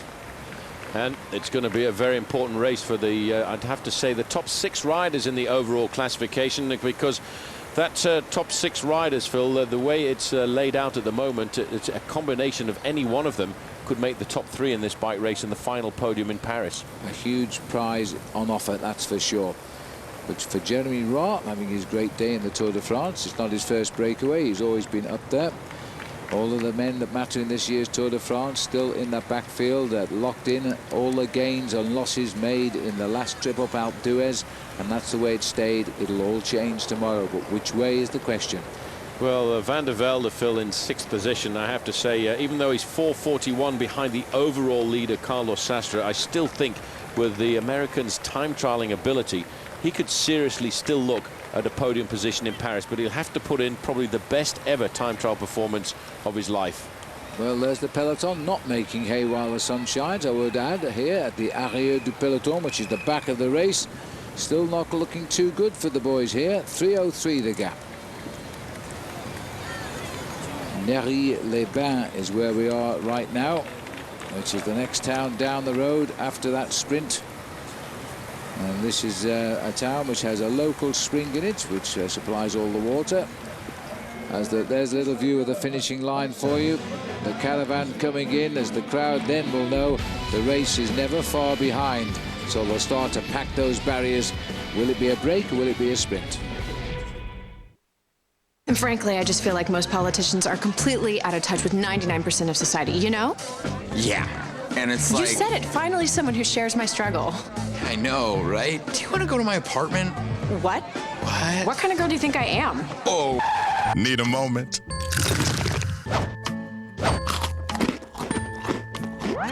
I thought you were a believer, someone who'd want to blog about our ideals, but... Oh, blogging. I love blogging. When you need a moment, chew it over with Twix. Joey came up with some new bottle designs. Okay, this one says, I appreciate art. And this one says, you're an unselfish lover. And this one says... You're fired.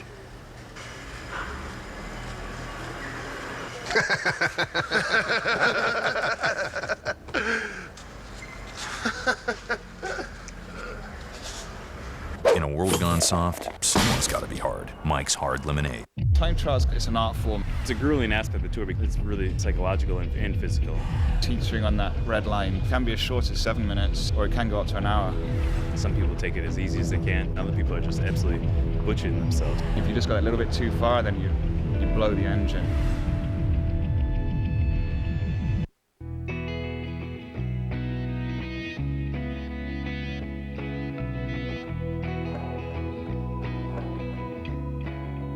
A healthy lifestyle begins before you even get out of bed. It begins with the Doctor's Choice mattress, the perfect combination of support and comfort. In fact, I've recommended it to my patients. Visit our store or website and discover all the benefits of Doctor's Choice by Denver Mattress.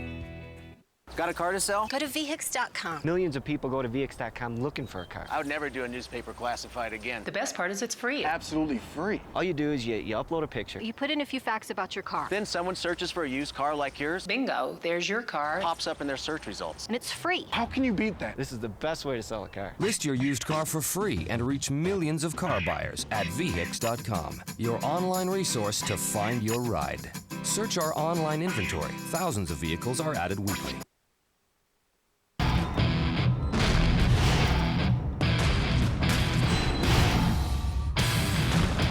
I'm the guy that everybody wants to beat.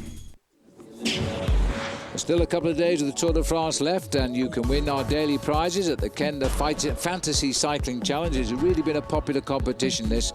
Lots of prizes, fun and free. Just go to www.versus.com/Kenda. Follow the quotes. There we go. Back with the leaders. Are they going to make it? Because they now know they have a real chance as they're looking now for the next signboard, which will be 5 kilometers to go. They've gone under the 10 and they've still got a lead. Oh, the face tells the story now for Chavanel. This man certainly knows he has a chance, and he's hurting himself here now. He wants a little bit more out of Jeremy Roy, but how much has Roy got? 2:53 is still the gap on the big bunch behind, but it's been coming down, not fast enough. I don't think they're heading towards the 5 kilometer board now. Well, they've still got to keep the pressure on because, Phil, they're coming to the flatter part of the course and the run into town now. And once they get to 5 kilometers, they're pretty much inside the town of Molusso, and they will get some respite from the wind, which is right into their faces currently as they're starting to head towards a northerly direction. You can see the wind rippling there on the shoulders of Jeremy Roy. And I have to say, Chavanel will get every last little ounce of help out of him. The French want to have their glory this afternoon. The men in blue, the teammates of Eric Zabel, have come to the front end of the main field, but I think a little bit too late here this afternoon.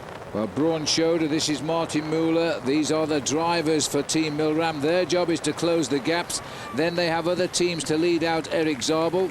Always paying great attention at the front is Robbie Hunter from Barlow World, who would make South Africa jump with joy if he could deliver a stage win after all of the bad luck of that team over these 3 weeks of racing.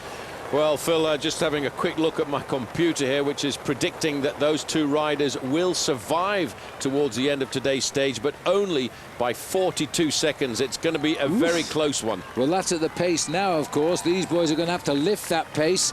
Situation at 25 kilometres, they had a lead of 4:08, and now as they've gone through at 2:53 at 10 kilometres, it's not coming down that quick, and these boys know it now. And there's a lot of riders coming up towards the front. Oscar Freire doesn't seem to mind because all the green points are running away. That's the important thing for Oscar Freire here this afternoon. He knows he's just got to keep himself in front of Thor Hushovd, in front of Eric Zabel, and he will take that green jersey all the way up to Paris. And that's an important thing for him to do, Phil, as a Spaniard, because no other Spanish rider in the history of the Tour de France has ever taken the green jersey competition. And that could be a big prize, and no Austrians ever won the King of the Mountains, and all that Bernard Cole has to do is finish in Paris because he's got the lead. Well, the workload is about 52% of the rider on the front, 48 for Jeremy Roy, so he's giving what he can give, and they are holding this lead because that peloton is now absolutely flying over the road. So these are two riders who are having to match speeds of around 50 to 55 kilometres an hour. And it's not a flat road into Molusso. It is a real roller, and the wind is not favourable. Well, of the riders in the leading group of two here, Phil, Chavanel has been the most successful throughout his career with 25 wins to his credit, but I'm sure he would throw nearly all of those victories away, Phil, for one today. A stage victory in the Tour de France, which in 8 participations he's never yet managed to do. Tightening his straps up there just to make sure there's no mistakes on the running towards the finish. The main field is going very fast, but I don't think fast enough. Well, it's going to be a nail-biting finish. We've seen them caught. Remember the finish down in, I can't remember the stage town at the moment, but they caught right on the line at the French champion, Nicolas Vaugondy, and had the race been 2 seconds shorter, he would have won that day, but they caught him. And so now we're going to have to look to whether this can happen here today. Are these guys going to stay away? That was the second stage, I think, over in Brittany there, so it must have been up in Plumelac or Saint-Brieuc. 2:42, 5.6 kilometres to go. Now there's the upside-down world of Fabian Cancellara, who cancelled out his superstitions by wearing 13 upside down. Yes, he's hoping that he can get himself a good ride in the individual time trial tomorrow. Moving up there in second position, big Adam Hansen. There is the green jersey of Oscar Freire. Just behind Just Postuma, the rider from Rabobank, who will be looking after him. Jaroslav Popovic at the front end of the main field. His job on the running towards the finish is to look after Cadel Evans and make sure Cadel Evans doesn't have to ride too much in the wind. They're now, Phil, looking at the banner, which will indicate 5 kilometres to go, and they've still got themselves 2 minutes and 37 seconds. They've got to be feeling pretty confident. Well, they're going to certainly find the last dregs of energy, and how do you find that after 3,000 plus kilometres riding around France for 3 weeks? They're not worried about the time trial tomorrow, though I suspect Chavanel will want to do a good time trial because he'll be pulling on his French national jersey tomorrow as champion of that discipline.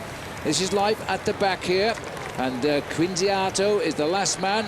Just alongside him, Chris Froome, and that's no dishonour at all, really, for Chris Froome, because he was one of the riders from Barlow World who started the pacemaking, hoping that they could pull these two riders back into the fold and get their victory for Robbie Hunter.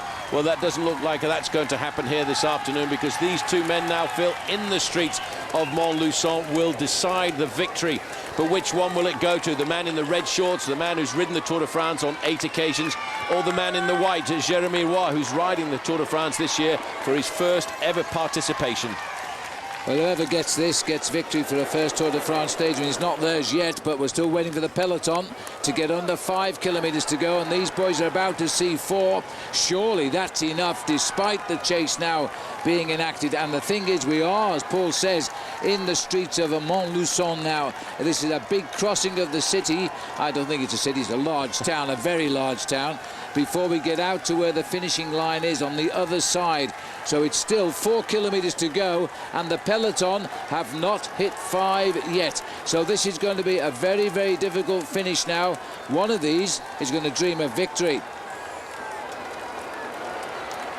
As we look at the clock, 3.8 kilometers for the leaders, the peloton, Paul, and here they come, are probably just about to see 5 kilometers to go. They are going to have to really lift the ante now. A little bit late for Crédit Agricole moving up on the right-hand side there. They've still got to sprint because, after all, Phil, this is categorized as a flat stage. There's 35 points for the first rider to cross the finish line, and there are points for the first 25 riders to finish. So even though we're going to be sprinting in the main field, Phil, for third place, Oscar Ferreira, Eric Zabel and Thor Hushovd still have to sprint it out. They still have to try and get themselves lots of points, even all the way up to Paris. The two leaders, Phil, at 5 kilometers to go for the main field, are going to survive. They've got to. At 2:18, I think the gap was officially under that banner. It's already down to 2:17, but they've got a lead of almost 2 kilometers. It has worked, and what a tremendous ride it has been due to, at last, 2 riders to get away from the field and hold them off. 2 French riders at that, but neither has won a stage, and it looks as though Chavanel is going to have to try and drag Roy to the finish. But one of them, and only one, can win the day. That's a tough thing. We talked about it yesterday, Phil, a 2-man breakaway, and you never know how the sprint is going to go. Logistically and statistically, the strongest man should be Sylvain Chavanel. He's won 6 races so far this season, and all of them in dominant style. But when it's a 2-man breakaway, if you make a mistake in the last 150 meters, you blow the chance of a lifetime. And Sylvain Chavanel, he's been so close before. You remember when he was away with Chris Horner, the American rider, and they got caught inside the last 200 meters. Ouch, I tell you what, this little railway bridge here, Phil, is looking like a mountain for these 2 men. Yes, as we climb over this bridge, we'll start to get a little bit easier towards the finish. We've just skirted round the sides of the Cher River here, which is another one of these marvellous rivers of France. These 2 riders must feel quite lonely out there just now. Suddenly the crowd have gone, but they're waiting down in the dip there as they align themselves up towards the 2-kilometer banner. And now they know they're going to win. What will their tactics be? Well, Chavanel, I think, will keep going until the last possible moment. Then I think once he gets to around about 500 meters to go, he will probably force Jérémy Roy to come to the front. I would think the Frenchman in the red shorts there would like to start the sprint out of the slipstream of the younger Frenchman. The younger man with him is a little bit more inexperienced. Chavanel has won races in Belgium, he's won races in Italy. He knows how to win from a situation like this, but he will not want to make a mistake. Well, he's been on the attack since the Tour began. Remember, he was an early leader in the King of the Mountains on this race as well. He's not afraid of terrain, he's just looking for glory. Here comes the charge here. It looks as though the big workhorses of Team Columbia and Quick-Step have gone too fast for the sprinters right now. A state of panic back there, but a chance to grab third place at 3 kilometers to go. This is the winner of yesterday's stage off the front end of the main field, Marcus Burkhardt, but he's looking for 2 minutes on these 2 riders. Now they're slowing down a fraction. You can see the man at the front, Sylvain Chavanel, is thinking, what am I going to do? Shall I force this young man to the front? I need to, really. I want him to start the sprint so I can come out of his slipstream, just as you would in a massive, great Formula 1 race. He's looking very casual here, Chavanel. It's almost as if he's inviting Jérémy Roy to just make the move. It slips away slightly to the right here. There's the bridge where we go into the no people zone. And again, that field has come back together again. A good chance, perhaps. This isn't Gert Stegmans, I don't think, who's trying to get off the front as we get to 1 kilometer to go. They got away after the other group of 4 had tried and tried and tried for 80 kilometers, never to get out of sight of the field. These 2 had to go at 85 kilometers from the finish, and they will decide the day. Chavanel getting it into the right gear. He's got it now into the gear that he wants to start the sprinter, but he's going to start the sprint from first position. Looking over his shoulder, it's almost a repeat of yesterday when 2 riders are trying to duke it out. This is the cat and mouse tactics. Chavanel is the more powerful rider, but you never know. If you get caught out by a quick jump and a quick surprise, it could be everything for Jérémy Roy. But I feel that Chavanel today, Phil, he's got the strength to take this victory. He's looking confident, waiting to see if there's any move. He's making it a long, slow sprint, but once he kicks, I think he's got the advantage. Well, I'm not so sure whether Jérémy Roy here, he's starting to grip those handlebars tighter. The pace is being lifted. He's being invited to make his move by Chavanel. Chavanel wants to see the move, and then he'll try the kick. Well, he's still playing with Jeremy Waugh, but watch out because that man has a little bit of a kick in those legs. Now he's going for it. He waited until the head came the other way of Chavanel. Look at the face of Jeremy Waugh, but I'm not sure he's got the speed there. And Chavanel, the stronger of the two, he gets the first stage win in the Tour de France. Jeremy Waugh gets his reward for being aggressive, but that was his 7th win of the season, and without doubt, his best of his career.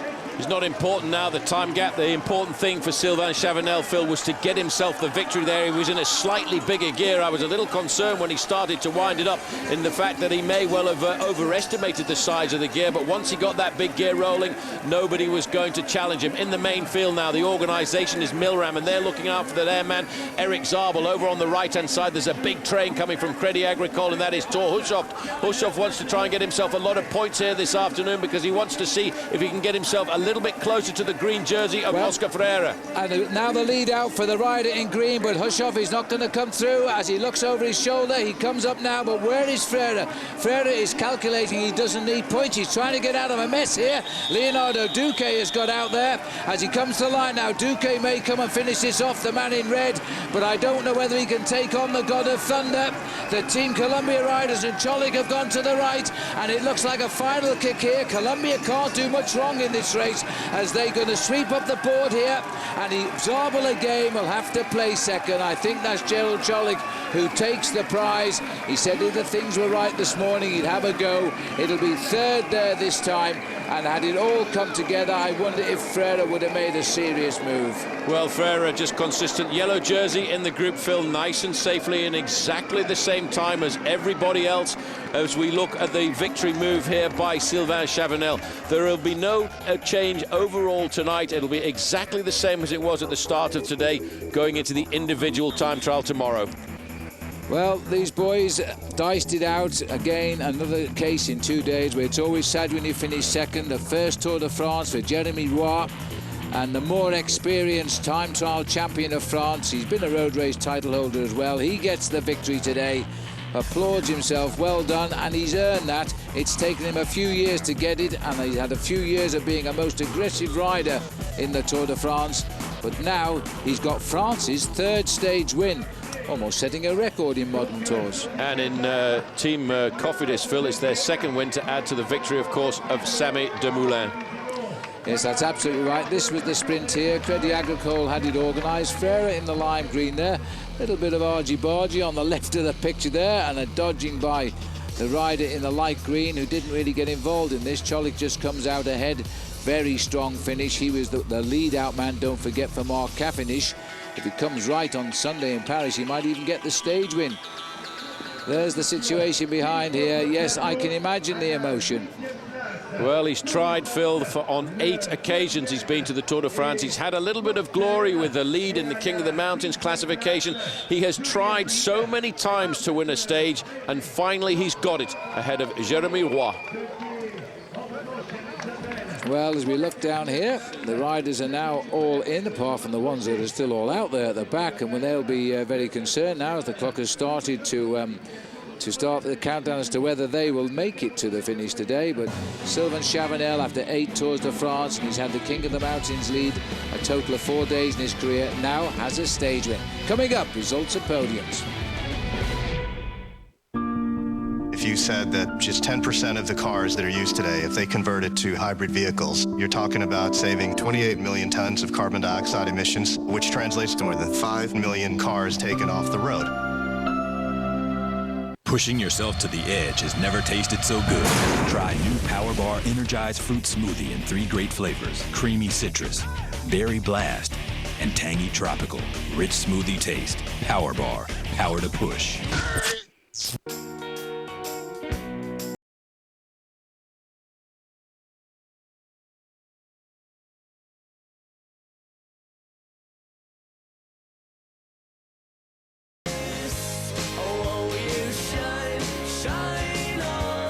So should your beer.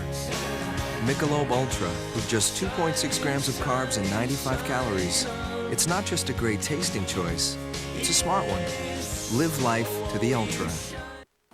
I first saw this one when I was traveling through Prague.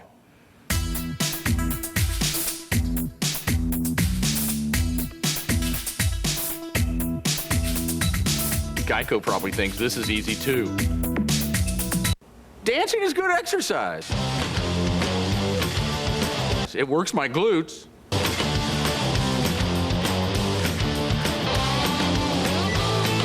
Okay, America, I'll show you easy.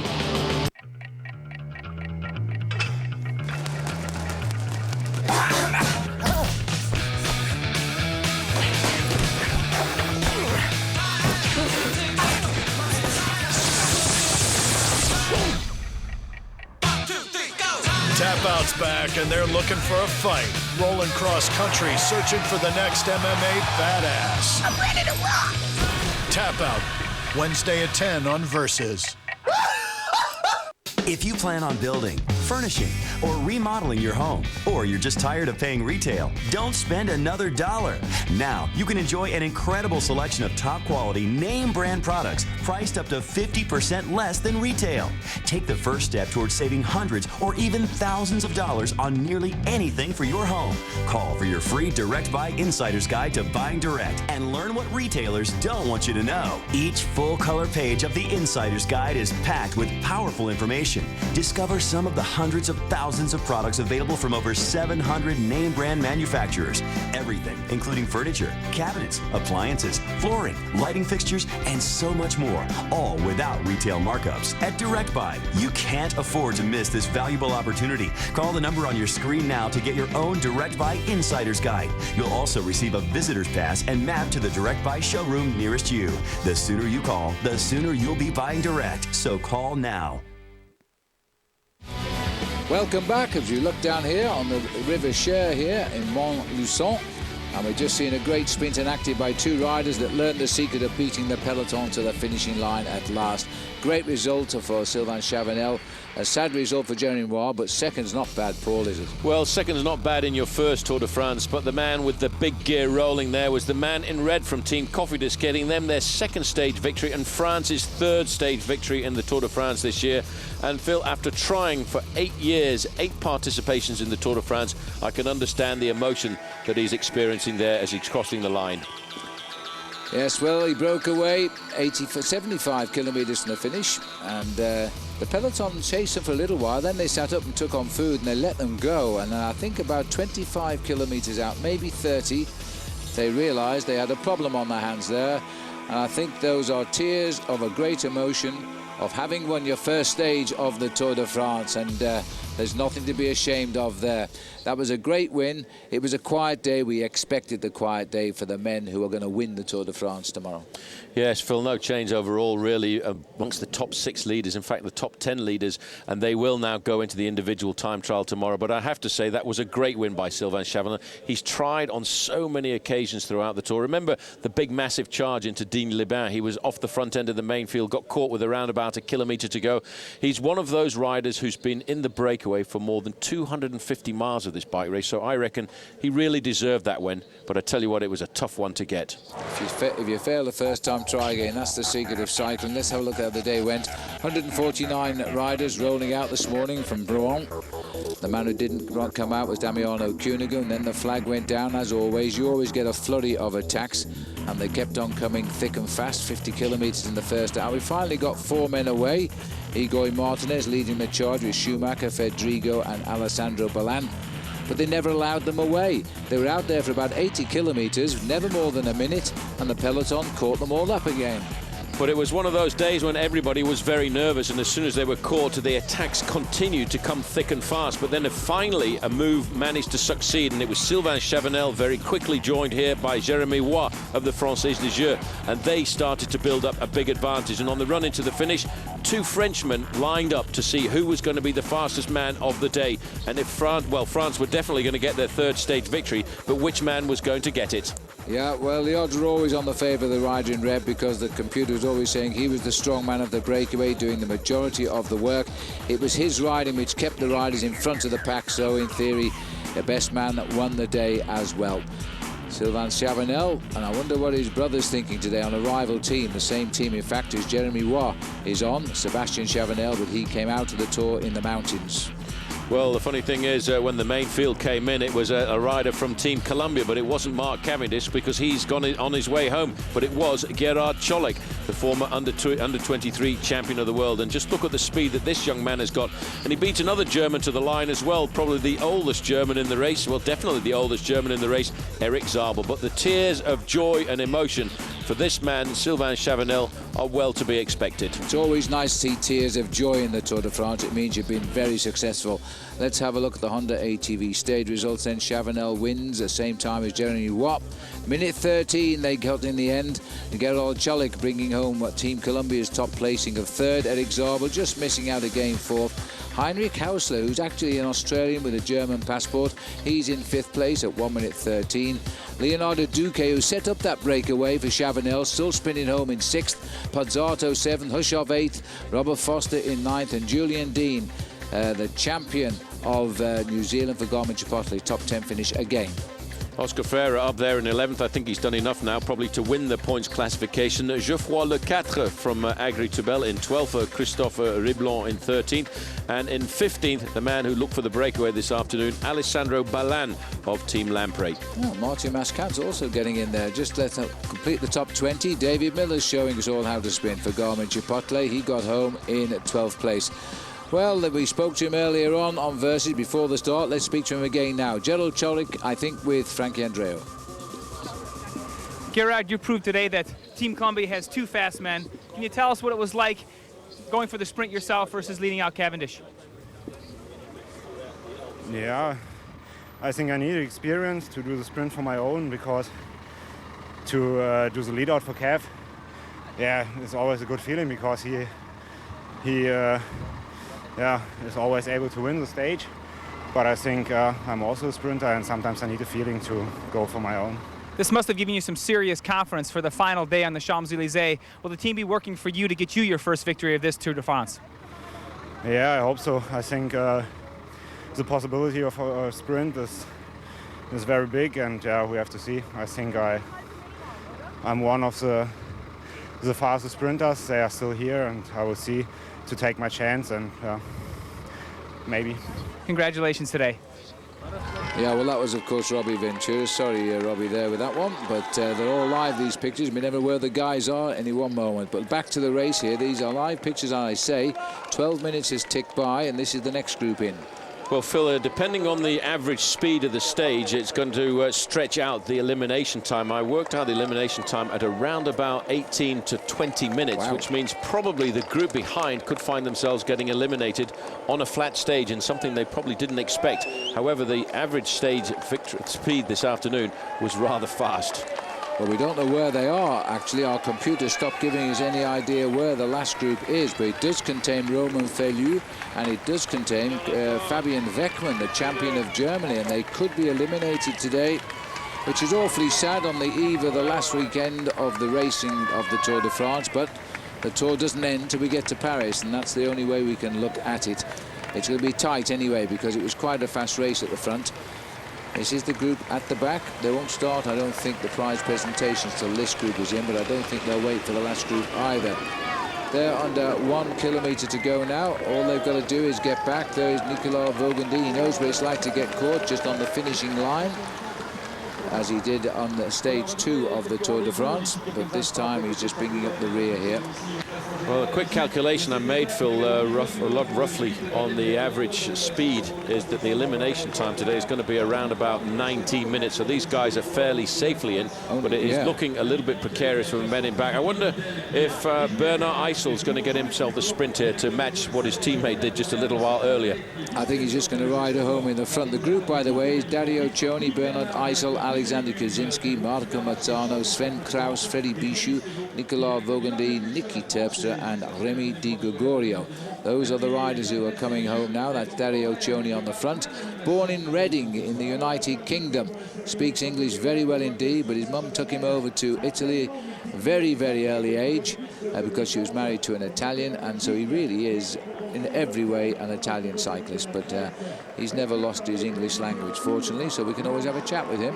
And he's a man who, like Cadel Evans, his team leader, came into the sport of road racing with a mountain biking background. He spent a fair amount of time mountain biking in the United States before he decided to have a crack at the road. That's Remy de Gregorio in the middle, and of course in the red, white and blue, the French national champion Nicolas Vaugandy, and they're inside the time limit quite safely. Yes, smile on the face of Vaugandy, because the clock was still showing a time. When it goes to black, you're out of the Tour de France, and that might be the case with the others to come in. Come back soon. For the perfect balance of fuel efficiency and performance, we take energy from exhaust and recycle it. For the perfect balance of fuel efficiency and performance, we take energy from exhaust and recycle it. For the perfect balance of fuel efficiency and performance, we take energy from exhaust and recycle it.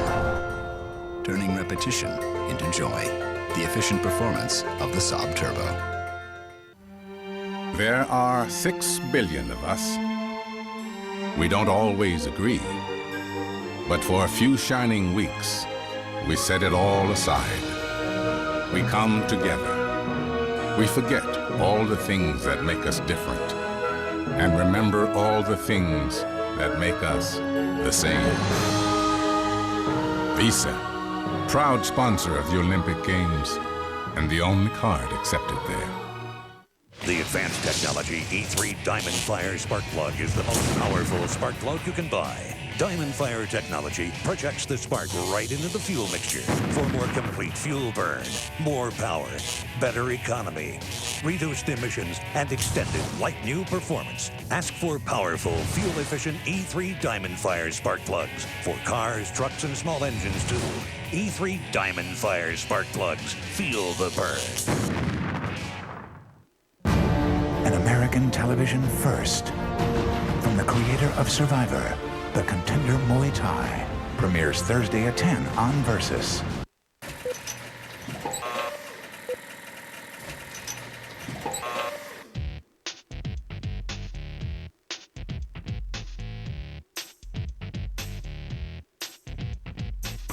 Swedish Medical Center is dedicated to employee and patient satisfaction.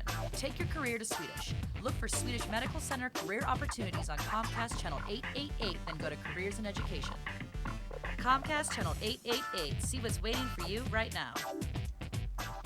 Got a car to sell? Go to vhix.com. Millions of people go to vhix.com looking for a car. I would never do a newspaper classified again. The best part is it's free. Absolutely free. All you do is you upload a picture. You put in a few facts about your car. Then someone searches for a used car like yours. Bingo, there's your car. Pops up in their search results. And it's free. How can you beat that? This is the best way to sell a car. List your used car for free and reach millions of car buyers at vhix.com, your online resource to find your ride. Watch our buying guides and test drives powered by Wheels TV on Comcast On Demand.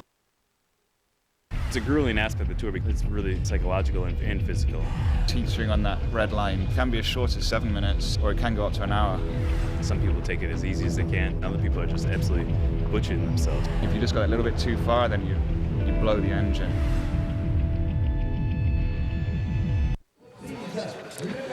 Welcome back. Well, Molusso has provided us with our third stage victory, and Sylvain Chavanel now follows in the footsteps of Samuel Dumoulin and Cyril Dessel. And there he is on the podium now as the spoils of victory come out. His first ever Tour de France stage win. Well, he's had glory in the Tour de France before when he's worn the King of the Mountains jersey on a couple of occasions, but I think, Phil, this is the crowning glory as far as he's concerned. 8 times he's participated in the Tour de France, and finally he's got himself up onto the top step of the podium, and for any bike rider, that's an important moment in a career. It is indeed, and he's going to relish this moment too, and he's worked very, very hard for it. He's never, ever a question of him being given a stage. He's fought very hard for this stage win. And I have to say, Phil, as he's changing teams during the winter season, this is almost a farewell gift to Team Cofidis. Well, Sylvain Chavanel with the Honda ATV stage results gets in ahead of Jeremy Roy, a fellow Frenchman. Then comes Cholik of Team Columbia, Zabel of Milram, Heinrich Hausler of Gerolsteiner. Gap 1 minute 13 only on the peloton. Duque in 6th, his teammate. Pozzato riding well these last couple of days. He's leaving the team too at the end of the year. He got 7th. Hushoff only 8th. not sprinting at all well these days, these last few days either. And Oscar Ferrer wasn't too bothered. He nibbled a few more green jersey points, though, in 11th there. And Ballana was in the break for miles today and got him absolutely nowhere. Finished there too in 15th. Sebastian Lang 16th. And David Miller just getting in behind Jaroslav Popovic for the 20th place for Garmin Chipotle.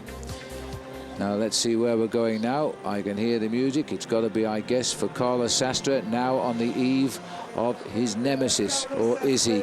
A time trial tomorrow, but tonight he enjoys the moment. Well, he'll enjoy the moment, but he's going to do some serious calculations, Phil. He will go out in the morning and ride that individual time trial course and try and figure out just exactly what he's going to do, how he's going to do, and how he will rate up against Cadel Evans, because this is going to be a huge duel tomorrow, I have to say. But it's also a duel for Christian van der Velde as well, because the American is looking to try and get himself onto the podium in Paris. It's going to be a super battle tomorrow, but for tonight it is still Carlos Sastre leading the Tour de France, and he gets a third yellow jersey. These are the Michelob Ultra overall standings. This is how we go to the time trial now, exactly the same as we would go to it had it been this morning. 1:24 to teammate Frank Schleck, a minute 33 to Bernard Cole, who is not a great time trialist, a minute 34 to Cadel Evans, who is. Denny Menchoff rides a good time trial, 2:39 to him. Van der Velde can ride an excellent time trial. Tomorrow he's got to. He's 6th at the moment at 4:41. Well, he certainly is. Rounding out the top 10, Vladimir Efimkin. But I have to say, Phil, to me, it's all about the top 6 riders. In fact, I'd actually like to see the time trial start right now. I'm not sure that I can wait 24 hours, because it's going to be one of the greatest time trials I think we've ever seen. We just do not know the result. We've no idea who's going to win the Tour de France, and we won't till around about this time tomorrow night. No, and not just who's going to win, but who's going to make those final podium places. I think we can safely say Christian van der Velde won't win, but he still can get on that podium. I reckon that we'll probably see the battle between the last 4 riders out of the start house tomorrow. This is the route we will go. We start at Cérilly, and then it's a very undulating route. There's no major climbs on it, but it's a toughie, and the boys that matter have been to have a look at it. Saint-Amand-Montrond is where we're going. There's the route. It's quite a toughie, and it's a total distance of 53 kilometers. Let's have a look then. Don't forget, half an hour earlier tomorrow, so don't forget to turn on at 8 p.m. Eastern Time. Enhanced prime time coverage, 8 a.m. Eastern Time, or enhanced prime time is at 8 p.m. Eastern Time. When we're on the road tomorrow behind Christian van der Velde, we will be inside the team car as well. So we'll get all the time checks and all the excitement as it all unfolds. You will know exactly when we know what is happening in that time trial. It is, after all of our journey around France, come down to just one short hop around the countryside. But that's the Tour de France, and it was always the way it was going to be this year. Attack as you like and block as you like. It's come down to the time trial now. We'll keep you up to date too on our website at versus.com. Lots of more information there. We'll keep the wheels spinning for you as we get through to Paris as well. The sprinters had their rare moment. Well, they didn't really, did they, today? They're going to have to bank on a big finish on the Champs-Élysées on Sunday. Today, France got their 3rd stage win. It really is a very different Tour de France for everybody here in France. Until tomorrow at 8 a.m, goodbye.